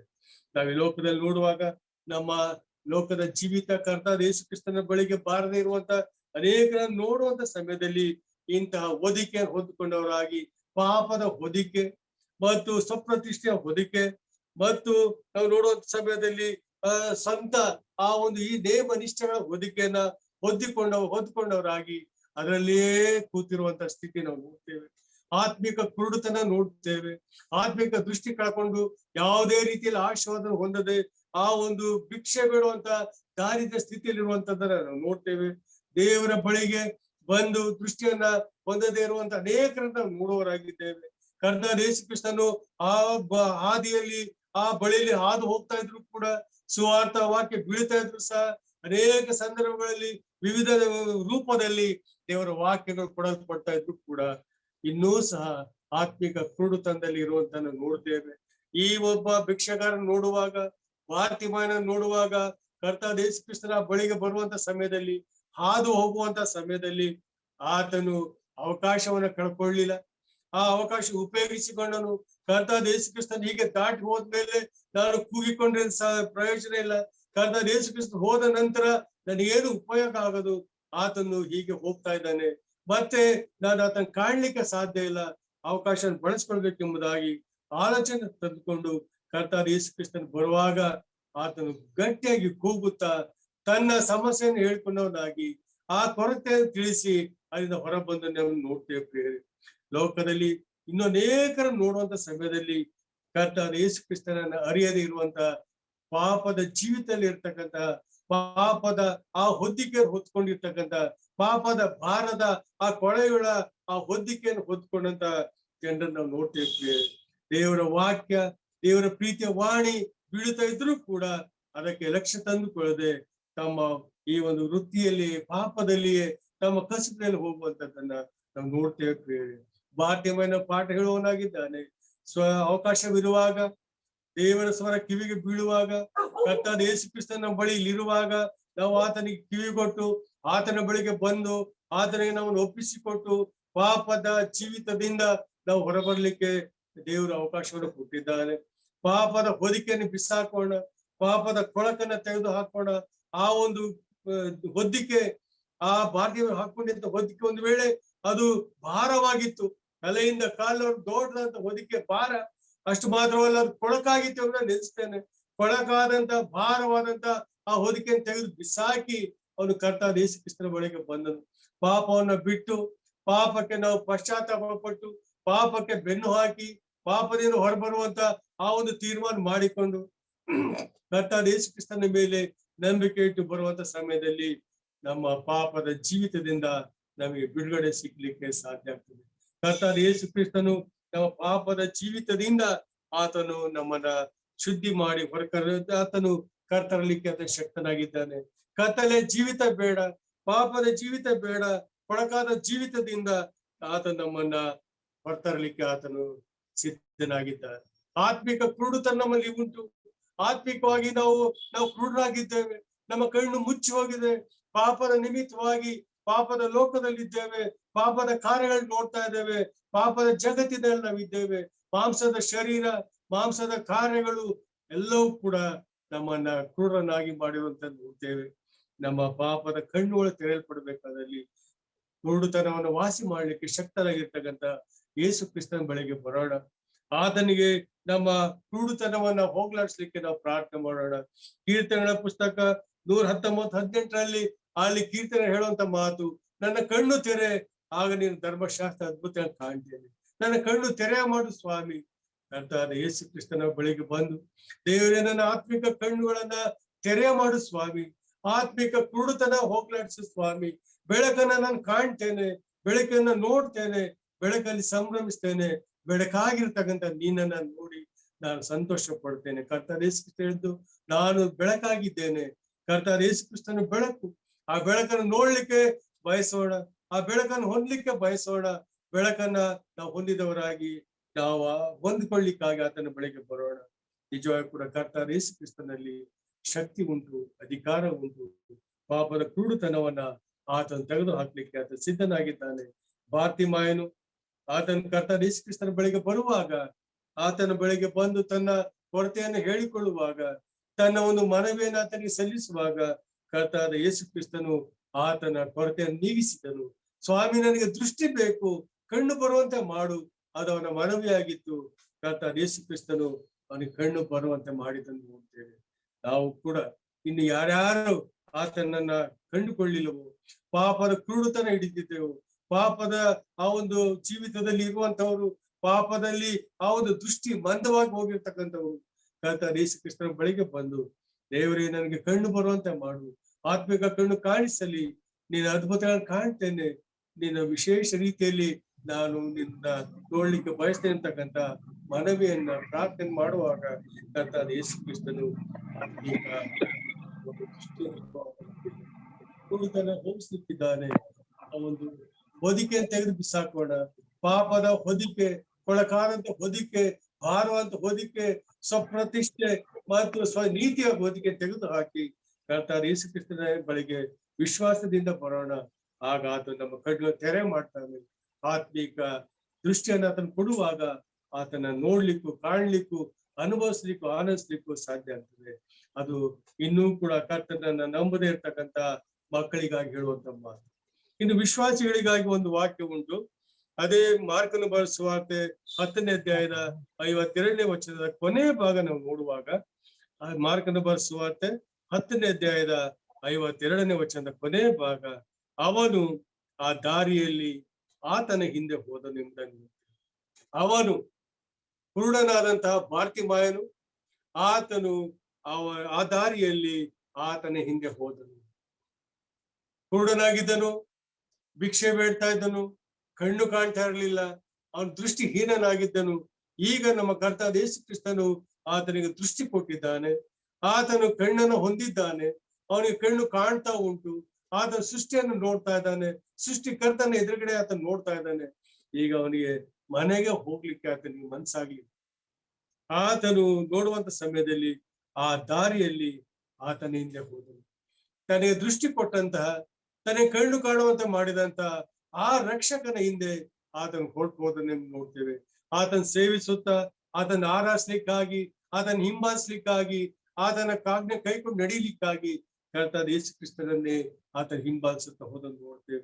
ಅವನೆಂದೂ ಸಹ ತನ್ನ ಹಿಂದಿನ ಆ ವೃತ್ತಿಗೆ ಹೋಗ್ಲಿಲ್ಲ, ಭಿಕ್ಷೆ ಬೇಡ್ತಿದ್ದ ಸ್ಥಳಕ್ಕೆ ಹೋಗ್ಲಿಲ್ಲ, ಅಲ್ಲಿ ಭಿಕ್ಷೆಗಾಗಿ ಕೂತ್ಕೊಳ್ಳಿಲ್ಲ, ಅವನು ಒದಕೆಯನ್ನು ಹೊದ್ಕೊಳ್ಳಿಲ್ಲ. ಆತನ ಹಳೆಯ ಜೀವಿತ ಪೂರ್ತಿ ಬಿಟ್ಟವನಾಗಿ ಆತನ ದೃಷ್ಟಿ ಬಂದದ್ದರಿಂದ ಆತನ ದೃಷ್ಟಿ ಕೊಟ್ಟಂತ ಕರ್ತನಾದ ಯೇಸು ಕ್ರಿಸ್ತನ ಹಿಂಬಾಲಕನಾಗಿ, ಆತನ ಸೇವಕನಾಗಿ, ಆತನ ಆರಾಧಕನಾಗಿ ಆತನು ಹೊರಟು ಹೋದನೆಂಬುದನ್ನು ನೋಡ್ತೇವೆ. ಆತ್ಮಿಕ ಕಣ್ಣು ಬಂದಿದೆ, ಆತ್ಮಿಕ ದೃಷ್ಟಿ ಪಡ್ಕೊಂಡಿದ್ದೇವೆ. ನಮ್ಮ ಈ ಒಂದು ಆತ್ಮಿಕ ಕುರುಡುತನ ಹೋಗಿದೆ. ನಮಗೆ ದೇವರು ಕರ್ತನಾದ ಯೇಸು ಕ್ರಿಸ್ತನು ನಮಗೆ ದೃಷ್ಟಿ ಕೊಟ್ಟಿದ್ದಾರೆ. ಆತ್ಮಿಕವಾಗಿ ನಾವು ನಿಜವಾಗಿ ಕೂಡ ಕಾಣ್ತೇವೆ ಅಂತ ಹೇಳ್ಕೊಳ್ತೇವೆ. ಆ ನಮ್ಮ ಜೀವಿತ ನೋಡುವಾಗ ಹಳೆಯ ಜೀವಿತದಲ್ಲೇ ನಾವಿದ್ದೇವ, ಹಳೆಯ ಸ್ವಭಾವ ನಮ್ಮಲ್ಲಿ ಉಂಟ, ಹಳೆಯ ನಮ್ಮ ಒಂದು ಕಾರ್ಯಗಳಲ್ಲೇ ನಾವು ಹೋಗ್ತಾ ಇದ್ದೇವ, ಆ ಕೊಳಕಾಲ ಹೊದಿಕೆ ನಮ್ಮ ಮೇಲೆ ಇನ್ನೂ ಉಂಟ. ಆಲೋಚನೆ ಮಾಡೋಣ, ಎಲ್ಲವನ್ನು ತೆಗೆದು ಹಾಕೋಣ, ಎಲ್ಲವನ್ನು ಬಿಟ್ಟು ಬಿಡೋಣ. ಹೊಸಬರಾಗಿ ಹೊಸ ದೃಷ್ಟಿಯನ್ನು ಹೊಂದಿದ್ದೇವೆ, ಹೊಸ ಒಂದು ಆಶೀರ್ವಾದ ಪಡ್ಕೊಂಡಿದ್ದೇವೆ. ದೇವರು ನಮಗೆ ದೃಷ್ಟಿ ಕೊಟ್ಟಿದ್ದಾನೆ, ಆತ್ಮಿಕ ದೃಷ್ಟಿಯನ್ನ, ಆತ್ಮಿಕ ಕಣ್ಣುವನ್ನು ತೆರೆ ಮಾಡಿದ್ದಾನೆ. ಆ ಒಂದು ಆತ್ಮಿಕ ಕುರುಡುತನ ಹೋಗಿದೆ. ಹೀಗಾಗಿ ಆತ್ಮಿಕ ದೃಷ್ಟಿ ಹೊಂದಿರ್ತಕ್ಕಂಥ ನಾವು ಬೆಳಕಿನ ಜೀವಿತವನ್ನು ಜೀವಿಸೋಣ ಮತ್ತು ಹೊಸ ಜೀವಿತವನ್ನು ಪ್ರಾರಂಭ ಮಾಡೋಣ. ಆಶೀರ್ವಾದ ಜೀವಿತದಲ್ಲಿ ನಾವು ಮುಂದುವರೆಯೋಣ. ಅನ್ಯತೆಯಲ್ಲಿ ಆತನ ಜೊತೆ ಜೀವಿಸೋಣ. ಆರಾಧನಾ ಜೀವಿತದಲ್ಲಿ ನಾವು ಸಂತೋಷ ಪಡೋಣ. ಯೇಸುವಿನ ಜೊತೆಯಲ್ಲಿ ಯಾವಾಗಲೂ ಆತನ ಅನ್ಯತೆಯಲ್ಲಿ ನಾವು ಜೀವಿಸುತ್ತಾ ಸಾಕ್ಷಿಯಾಗಿ ಬದುಕೋಣ. ನಾವು ನೋಡ್ತೇವೆ, ಕರ್ತನಾದ ಯೇಸು ಕ್ರಿಸ್ತನ ಜೊತೆಯಲ್ಲೇ ಆತನ ಹಿಂದೆ ಅವನು ಹೋಗುವಾಗ ಅನೇಕರು ಕೇಳಿರ್ಲಿಕ್ಕೆ ಸಾಕು, ಕುರುಡನಾಗಿದ್ದೆ ನೀನು, ಭಿಕ್ಷೆ ಬೇಡ್ತಾ ಇದೆಯಲ್ಲ, ಯಾಕೆ ಇಲ್ಲಿದ್ದಿ, ಹೀಗ್ ಬರ್ತಾ ಇದ್ದು ನೋಡುವಾಗ ಸಾಕ್ಷಿ ಹೇಳ್ತಾನೆ, ಹೌದು ನಾನು ಕುರುಡನಾಗಿದ್ದೆ, ಭಿಕ್ಷೆ ಬೇಡ್ತಾ ಇದ್ದೆ, ಈ ಯೇಸು ನನಗೆ ಕಣ್ ಕೊಟ್ಟಿದ್ದಾನೆ, ಆತನ ಕಣ್ ಕೊಟ್ಟಿದ್ದಾನೆ, ನಾನು ಭಿಕ್ಷೆ ಬೇಡ ಹೋಗುದಿಲ್ಲ, ಆತನ ಸೇವೆ ಮಾಡ್ತೇನೆ, ಆತನ ಅನ್ಯೋನ್ಯತೆ ಎಲ್ಲ ಯಾವಾಗ್ಲೂ ಇರ್ತೇನೆ ಅಂತ ಹೇಳಲಿಕ್ಕೆ ಸಾಕು ಅಂತ ಸಾಕ್ಷಿ ಜೀವಿತ, ಅನ್ಯೋನ್ಯತೆ ಜೀವಿತ ನಮ್ದಾಗಿರ್ಬೇಕಾಗ್ತದೆ. ಹಳೆಯ ಜೀವಿತ ಬೇಡ, ಹಳೆಯ ಹೊದಿಕೆಗಳು ಬೇಡ, ಹಳೆಯ ಭಾರವಂತ ಕೊಳಕಾದ ಹೊದಿಕೆ ಇನ್ನೂ ಹೊತ್ಕೊಂಡಿರೋದು ಬೇಡ. ಎಲ್ಲವನ್ನು ಬಿಸಾಕೋಣ, ಎಲ್ಲವನ್ನು ತೆಗೆದು ಹಾಕೋಣ. ದೇವರು ನಮ್ಗೆ ಬೆಳಕನ್ನ ಕೊಟ್ಟಿದ್ದಾನೆ, ಆ ಬೆಳಕಿನ ಜೀವಿತದಲ್ಲಿ ಸಾಗೋಣ, ಬೆಳಕಾಗಿ ಸಾಕ್ಷಿಯಾಗಿರೋಣ. ಕರ್ತನಾದ ಯೇಸು ಕ್ರಿಸ್ತ ಲೋಕದ ಸಮಯದಲ್ಲಿ ನೀವು ಲೋಕಕ್ಕೆ ಬೆಳಕಾಗಿದ್ದೀರಿ ಹೇಳಿದ್ದಾನೆ. ಆತನ ಬೆಳಕಾಗಿ ನಾವು ಜೀವಿಸೋಣ. ಕತ್ತಲಿನ ಲೋಕ, ಅಂಧಕಾರದ ಲೋಕ, ಅಂಧಕಾರದ ಅಧಿಪತಿಯ ಈ ಲೋಕದಲ್ಲಿ ದೇವರು ನಮ್ಮನ್ನು ಅಲ್ಲಲ್ಲಿ ಬೆಳಕಾಗಿ ಇಟ್ಟಿದ್ದಾನೆ.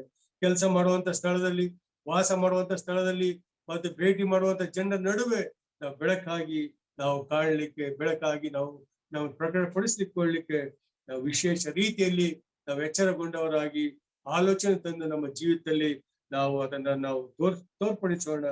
ಯೆಶಾಯ 61ರಲ್ಲಿ ಒಂದು ವಾಕ್ಯ ಉಂಟು, 7 ಪ್ರಕಾಶಿಸು, ಬೆಳಕು ಬಂದಿದೆ. ಕತ್ತಲೆ ಹೋಯಿತು, ಬೆಳಕು ಬಂದಿದೆ.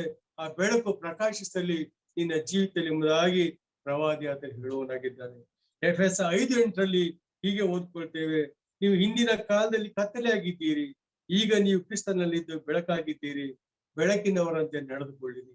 ಹಿಂದೆ ನಾವು ಕತ್ತಲಾಗಿದ್ದೆವು, ಕತ್ತಲಿನವರಾಗಿದ್ದೆವು, ಆದ್ರೆ ಕ್ರಿಸ್ತನಲ್ಲಿ ಈಗ ನಾವು ಬೆಳಕಿನವರಾಗಿದ್ದೇವೆ. ಮತ್ತು ಪೌಲ ಹೇಳುವಂತ ಮಾತು, ಬೆಳಕಿನವರಂತೆ ನಡೆದುಕೊಳ್ಳಿರಿ.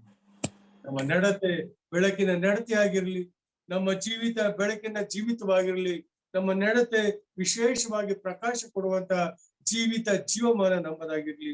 ಈ ದಿನಮಾನಗಳು ನೋಡ್ತಾ ಇದ್ದೇವೆ, ಬಹಳಷ್ಟು ಕಷ್ಟದ ದಿನಗಳು, ಆತಂಕದ ದಿನಗಳು. ಜನರು ನಮ್ಮ ನೋಡುವವರಾಗಿದ್ದಾರೆ. ನಾವು ಕೂಡ ಈ ಒಂದು ಲೋಕದಲ್ಲಿ ಬೆಳಕಾಗಿ ಸಾಕ್ಷಿಯಾಗಿರ್ಬೇಕಂತ ಜವಾಬ್ದಾರಿ ಕರ್ತನು ಕೊಟ್ಟಿದ್ದಾನೆ.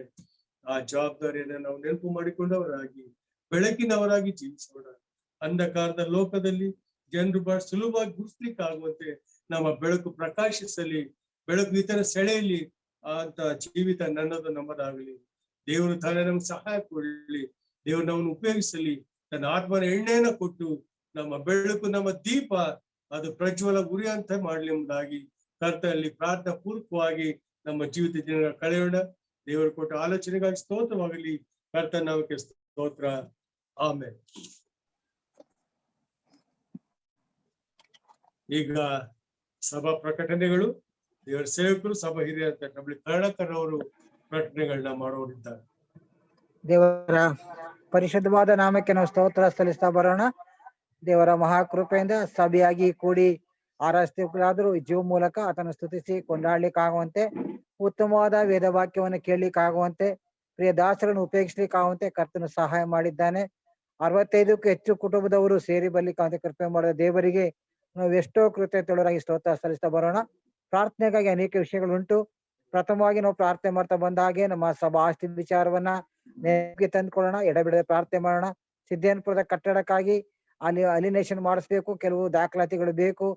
ಕೋವಿಡ್ ಸಮಸ್ಯೆ ದೇವರು ತಾನೇ ಒದಗಿಸ್ಲಿಕ್ಕಾಗುತ್ತೆ ಪ್ರಾರ್ಥನೆ ಮಾಡ್ತಾ ಬರೋಣ. ಮತ್ತು ಅನಾರೋಗ್ಯವನ್ನು ನೆನಪು ಮಾಡ್ತಾ ಬರೋಣ. ಜಸ್ಸಕ್ಕ ಕ್ಯಾನ್ಸರ್ ಕಾಯಿಂದ ಬಳಲ್ತಾ ಇದ್ದಾರೆ. ಅದೇ ಮಾಡಿ ಪ್ರಿಯ ದಾಸಿಯನ್ನ ದೇವರು ತಾನೇ ಮುಟ್ಟಿ ಸ್ಪರ್ಶಿಸಿ ಗುಣಪಡಿಸ್ಲಿಕ್ಕೆ ಆಗುವಂತೆ ನೆನಪು ಮಾಡ್ತಾ ಬರೋಣ. ಅವ್ರು ನೋಡ್ಕೊಳ್ತಿರೋ ಡೆಲ್ಸಕ್ಕ, ಅವರ ಮಗಳು, ಅವರ ಕುಟುಂಬ, ಅವರ ಮಗನಿಗೂ ಕೋವಿಡ್ ಆಗಿದೆ ಎಂದು ಕೇಳಲ್ಪಟ್ಟಿದ್ದೇವೆ. ಆ ಕುಟುಂಬನ ದೇವರು ತಾನೇ ಆತ್ಮರಿಸಿ ಬಲಪಡಿಸಿ ಆರೋಗ್ಯದಾಯಕನಾದ ದೇವರು ಆದಿಗವನ್ನು ಕೊಡ್ಲಿಕ್ಕಾಗುವ ಹಾಗೆ ನಾವು ಹೆಚ್ಚಾಗಿ ಅದನ್ನ ಕುರಿತು ಪ್ರಾರ್ಥನೆ ಮಾಡ್ತಾ ಬರೋಣ. ಮತ್ತು ಆಲ್ಬರ್ಟ್ ಆಂದ್ರಾಜ್ಗೆ ನಾವು ಪ್ರಾರ್ಥನೆ ಮಾಡ್ತಾ ಇದ್ದೀವಿ. ನೆನ್ನೆ ದಿನ ಸಹ ಆತನಿಗೆ ಎದೆ ನೋವಾಗಿ ಆಂಬುಲೆನ್ಸಲ್ಲಿ ನಾರಾಯಣ ಹೃದಯಕ್ಕೆ ಕರ್ಕೊಂಡು ಹೋಗಿದ್ರು. ಮತ್ತು ಅಲ್ಲಿ BP ಜಾಸ್ತಿಯಾಗಿ ಎದೆ ನೋವು ಬಂದಿದೆ ಅಂತ ಹೇಳಿ ಪುನಃ ಸಂಜೆ ವಾಪಸ್ ಮನೆಗೆ ಬಂದಿದ್ದಾನೆ. ದೇವರು ಪ್ರಿಯ ಮಗನಿಗೆ ಪರಿಪೂರ್ಣ ಆರೋಗ್ಯವನ್ನ ಕೊಡ್ಲಿಕ್ಕಾಗುವಂತೆ ಆತನ ನೆನಪು ಮಾಡಿ ಪ್ರಾರ್ಥನೆ ಮಾಡ್ತಾ ಬರೋಣ. ಅವರನ್ನ ಬಾಲ್ವಿನ್ ರಾಜ್ಗಾಗಿ ಅವರ ಕುಟುಂಬಕ್ಕಾಗಿ ನೆನಪು ಮಾಡೋಣ. ಅವರು ಸಹ ಹಾರ್ಟ್ ಪ್ರಾಬ್ಲಮ್ ಇದೆ, ಬಳಲ್ತಾ ಇದ್ದಾರೆ. ದೇವರು ಅವ್ರನ್ನ ಮುಟ್ಲಿಕ್ಕಾಗುವ ಹಾಗೆ ನಾವೆಲ್ಲರೂ ಯಥಾರ್ಥವಾಗಿ ಪ್ರಾರ್ಥನೆ ಮಾಡ್ತಾ ಬರೋಣ. ಮತ್ತು ನಮ್ಮೆಲ್ಲರಿಗೆ ಗೊತ್ತುಂಟು ಕೋವಿಡ್ ಸಮಸ್ಯೆ ಎಷ್ಟು ಮಟ್ಟಿಗೆ ಇದು ಆಗ್ತಾ ಇದೆ ಎಂಬುದಾಗಿ. ಇಡೀ ದೇಶ, ರಾಜ್ಯ ನಾವು ಊಹಿಸಲು ನೆನೆಸ್ಕೊಳಕ್ ಆಗುದಿಲ್ಲ, ಅಷ್ಟು ಮಟ್ಟಿಗೆ ಆಗ್ತಾ ಇದೆ. ನೆನೆ ದಿನ ಕೊಳ್ಳೇಗಾಲ ಪಟ್ಟಣದಲ್ಲಿ 16 ಗಂಡು 14 ಹೆಣ್ಣು 1 ಮಕ್ಕಳು 31 ಜನರು ಕೋವಿಡ್ಗೆ ತುತ್ತಾಗಿದ್ದಾರೆ. ಮೊನ್ನೆ 45 ಇತ್ತು, 31 ಆಯ್ತು. ಈ ಕೊಳ್ಳೇಗಾಲ ತಾಲೂಕಲ್ಲಿ 117. ಹೀಗೆ ನೆನಪು ಮಾಡ್ತಾ ಬರುವಾಗ ನಮ್ಮಲ್ಲೇ ಎಷ್ಟು ಆಗ್ತಾ ಇದೆ, ಬೆಂಗಳೂರು ನೆನೆಸ್ಕೊಳಿಕ್ ಆಗ್ತಾ ಇಲ್ಲ. ಈ ನಡುವೆ ನಾವು ಪ್ರಾರ್ಥನೆ ಮಾಡೋಣ. ದೇವರೇ, ಈ ಕೋವಿಡ್ ಸಮಸ್ಯೆಯಿಂದ ಬಿಡುಗಡೆ ಮಾಡು, ಅದು ನಿಷ್ಕ್ರಿಯ ಮಾಡು, ಅದು ಕಾರ್ಯ ಮಾಡ್ದಾಗೆ ಮಾಡು. ಬೆಂಗಳೂರು ಜನರನ್ನ ನೀನು ಕಾಪಾಡು ಸ್ವಾಮಿ ಅಂತ ಪ್ರಾರ್ಥನೆ ಮಾಡೋಣ. ನೆನೆ ದಿನ ಸಹ ಸಹೋದರಿಯರು ಅಂದ್ರೆ 12:15 12:45 ಅನೇಕರು ಪ್ರಾರ್ಥನೆ ಮಾಡ್ತಾ ಇದ್ರು. ದೇವರವರ ಮೊರೆಗಳನ್ನ ಕೇಳ್ತಾ ಇದ್ದಾನೆ. ದೇವರು ತಕ್ಷಣ ಉತ್ತರ ಕೊಡ್ತಾನೆ. ನಂಬಿಕೆ ವಿಶ್ವಾಸದಿಂದ ಪ್ರಾರ್ಥನೆ ಮಾಡ್ತಾ ಬರೋಣ. ಮತ್ತು ಕೆಲವು ದೊಡ್ಡ ಪಟ್ಟಿ ಇದೆ, ಆದ್ರೆ ಕೆಲವು ವಿಷಯಗಳನ್ನ ನಾನು ಹೇಳ್ತೇನೆ. ದಯಮಾಡಿ ನೀವು ನೆನಪು ಮಾಡಿ. ನಮ್ಮ ಸಭೆಯಲ್ಲಿ ಕೋವಿಡ್ಗೆ ತುತ್ತಾಗಿರುವಂತವರು ಶರತ್ ಬಾಬು, ಚಿನ್ನಕ್ಕ ಅವರ ಮಗನು, ನಿಮಗೆ ಗೊತ್ತಿಲ್ಲ, ಜಯಣ್ಣಕ್ಕ ಅವರ ಮೊಮ್ಮಗನು ಕಾವೇರಿ ಆಸ್ಪತ್ರೆಗೆ ಅಡ್ಮಿಟ್ ಆಗಿದ್ದಾನೆ. ದಯಮಾಡಿ ಸ್ವಸ್ಥತೆಗಾಗಿ ನಾವು ಬಿಡುಗಡೆ ಮಾಡೋಣ. ಸೇವಿಕೆಯಾದ ಮೇಬಲ್ ಸಿಂಗ್, ಆಕೆ ಸಹ ಆಸ್ಪತ್ರೆಯಲ್ಲಿ ಇದ್ದಾರೆ. ದಯಮಾಡಿ ಆ ಪ್ರಿಯ ದಾಸಿಗೆ ದೇವರ ಆರೋಗ್ಯವನ್ನ ಬಲವನ್ನ ಕೊಡ್ಲಿಕ್ಕೆ ಆಗುವಂತೆ ಪ್ರಾರ್ಥನೆ ಮಾಡೋಣ. ಮತ್ತು ಅವ್ರ ಜೊತೆ 2 ಸಹೋದರಿಯರು ಇದ್ರು, ನಿಮಗೆಲ್ಲ ಗೊತ್ತುಂಟು, ಕಲ್ಪಶ್ರೀ ಮತ್ತು ಇನ್ನೊಬ್ಬ ಸಹೋದರಿ.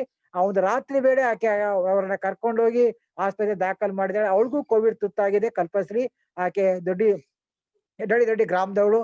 ಮತ್ತು ಇನ್ನೊಬ್ಬ ಸಹೋದರಿಗೆ ಸಹ ಹೋಮ್ ಕ್ವಾರಂಟೈನ್ ವೈದ್ಯರು ಹೇಳಿದ್ದಾರೆ. 2 ಮೇಬಲಕ ಅವರ ಮೇಲೆ ಇದ್ದಾರೆ ಎಂದು ಕೇಳಲ್ಪಟ್ಟಿದ್ದೇವೆ.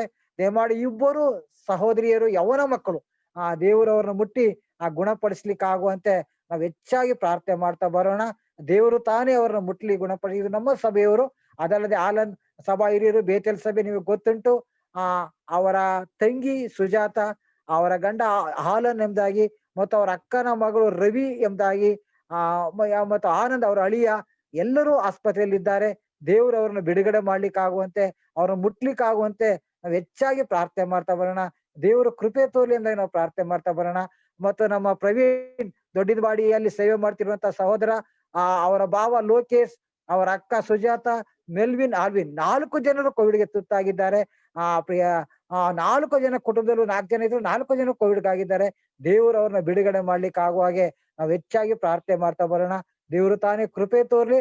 ಮತ್ತೊಂದು ಪ್ರಾಮುಖ್ಯ ಸಂಗತಿ ಅಂತ ಹೇಳುವಾಗ, ಬೆತಾನ ಸಭೆಯಲ್ಲಿ ಬೆತಾನ್ಯ ಮೈಸೂರಲ್ಲಿ ಒಂದು ನಾರಾಯಣ್ ಅವರು ಕೋವಿಡ್ಗೆ ತುತ್ತಾಗಿದ್ದಾರೆ. ಡೀಕನ್ ಆಗಿ ಕೆಲಸ ಮಾಡ್ತಾ ಇದ್ರು, ಆಟೋ ಡ್ರೈವರ್. ಯಾವುದೇ ಬೆಡ್ ಸಿಗ್ತಾ ಇಲ್ಲ, ಏನು ಅವ್ರಿಗೆ ಕೈಲಾಗದಂತ ಪರಿಸ್ಥಿತಿ. ಆಟೋ ಓಡಿಸಿದ್ರೆ ಮಾತ್ರ ಊಟ ಅವ್ರಿಗೆ. ಆ ಒಂದು ಕೆಮ್ಮು ಜ್ವರ ಬಾಧೆ ಇದ್ರು ಆಟೋ ಓಡಿಸ್ತಾ ಇದ್ರಂತೆ. ಯಾಕೆ ಅಂತ ಹೇಳುವಾಗ ಅವ್ರಿಗೆ ಆ ದಿನ ಸಂಪಾದನೆ ಅವ್ರಿಗೆ ಊಟದ ಪರಿಸ್ಥಿತಿ.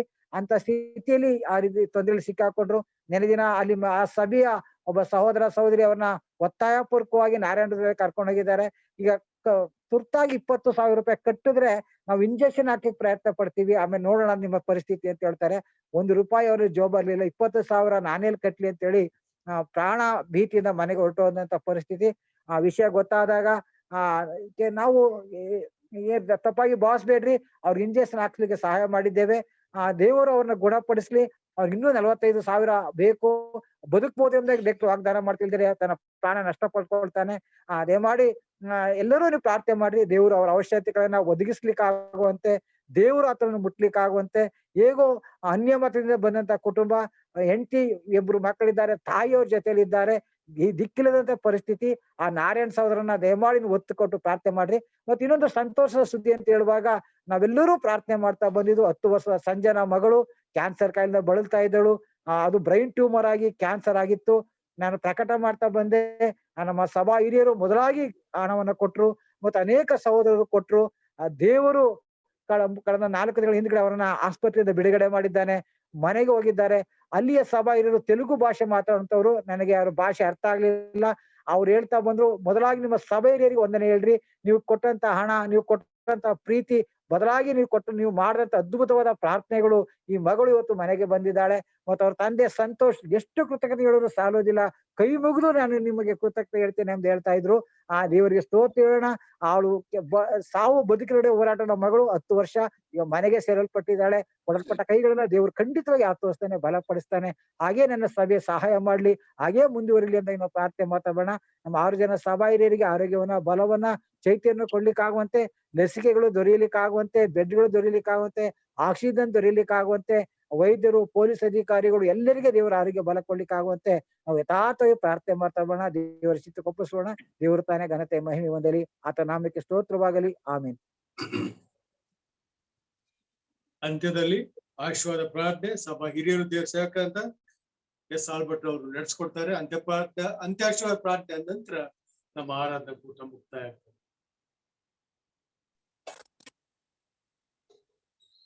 ಕರ್ತನ ಆಶೀರ್ವಾದ ಬೇಡಿಕೊಳ್ಳೋಣ.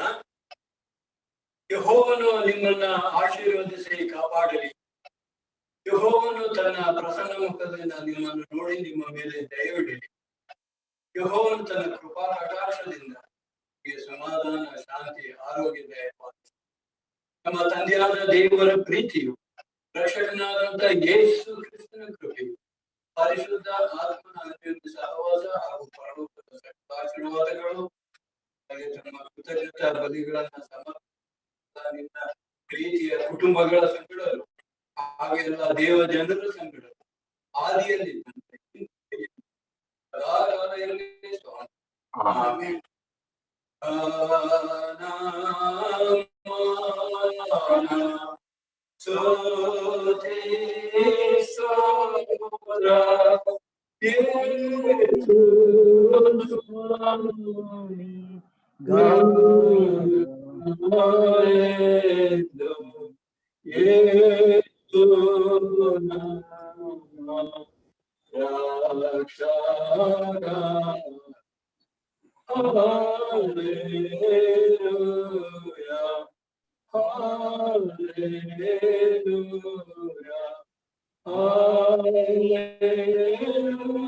Hallelujah.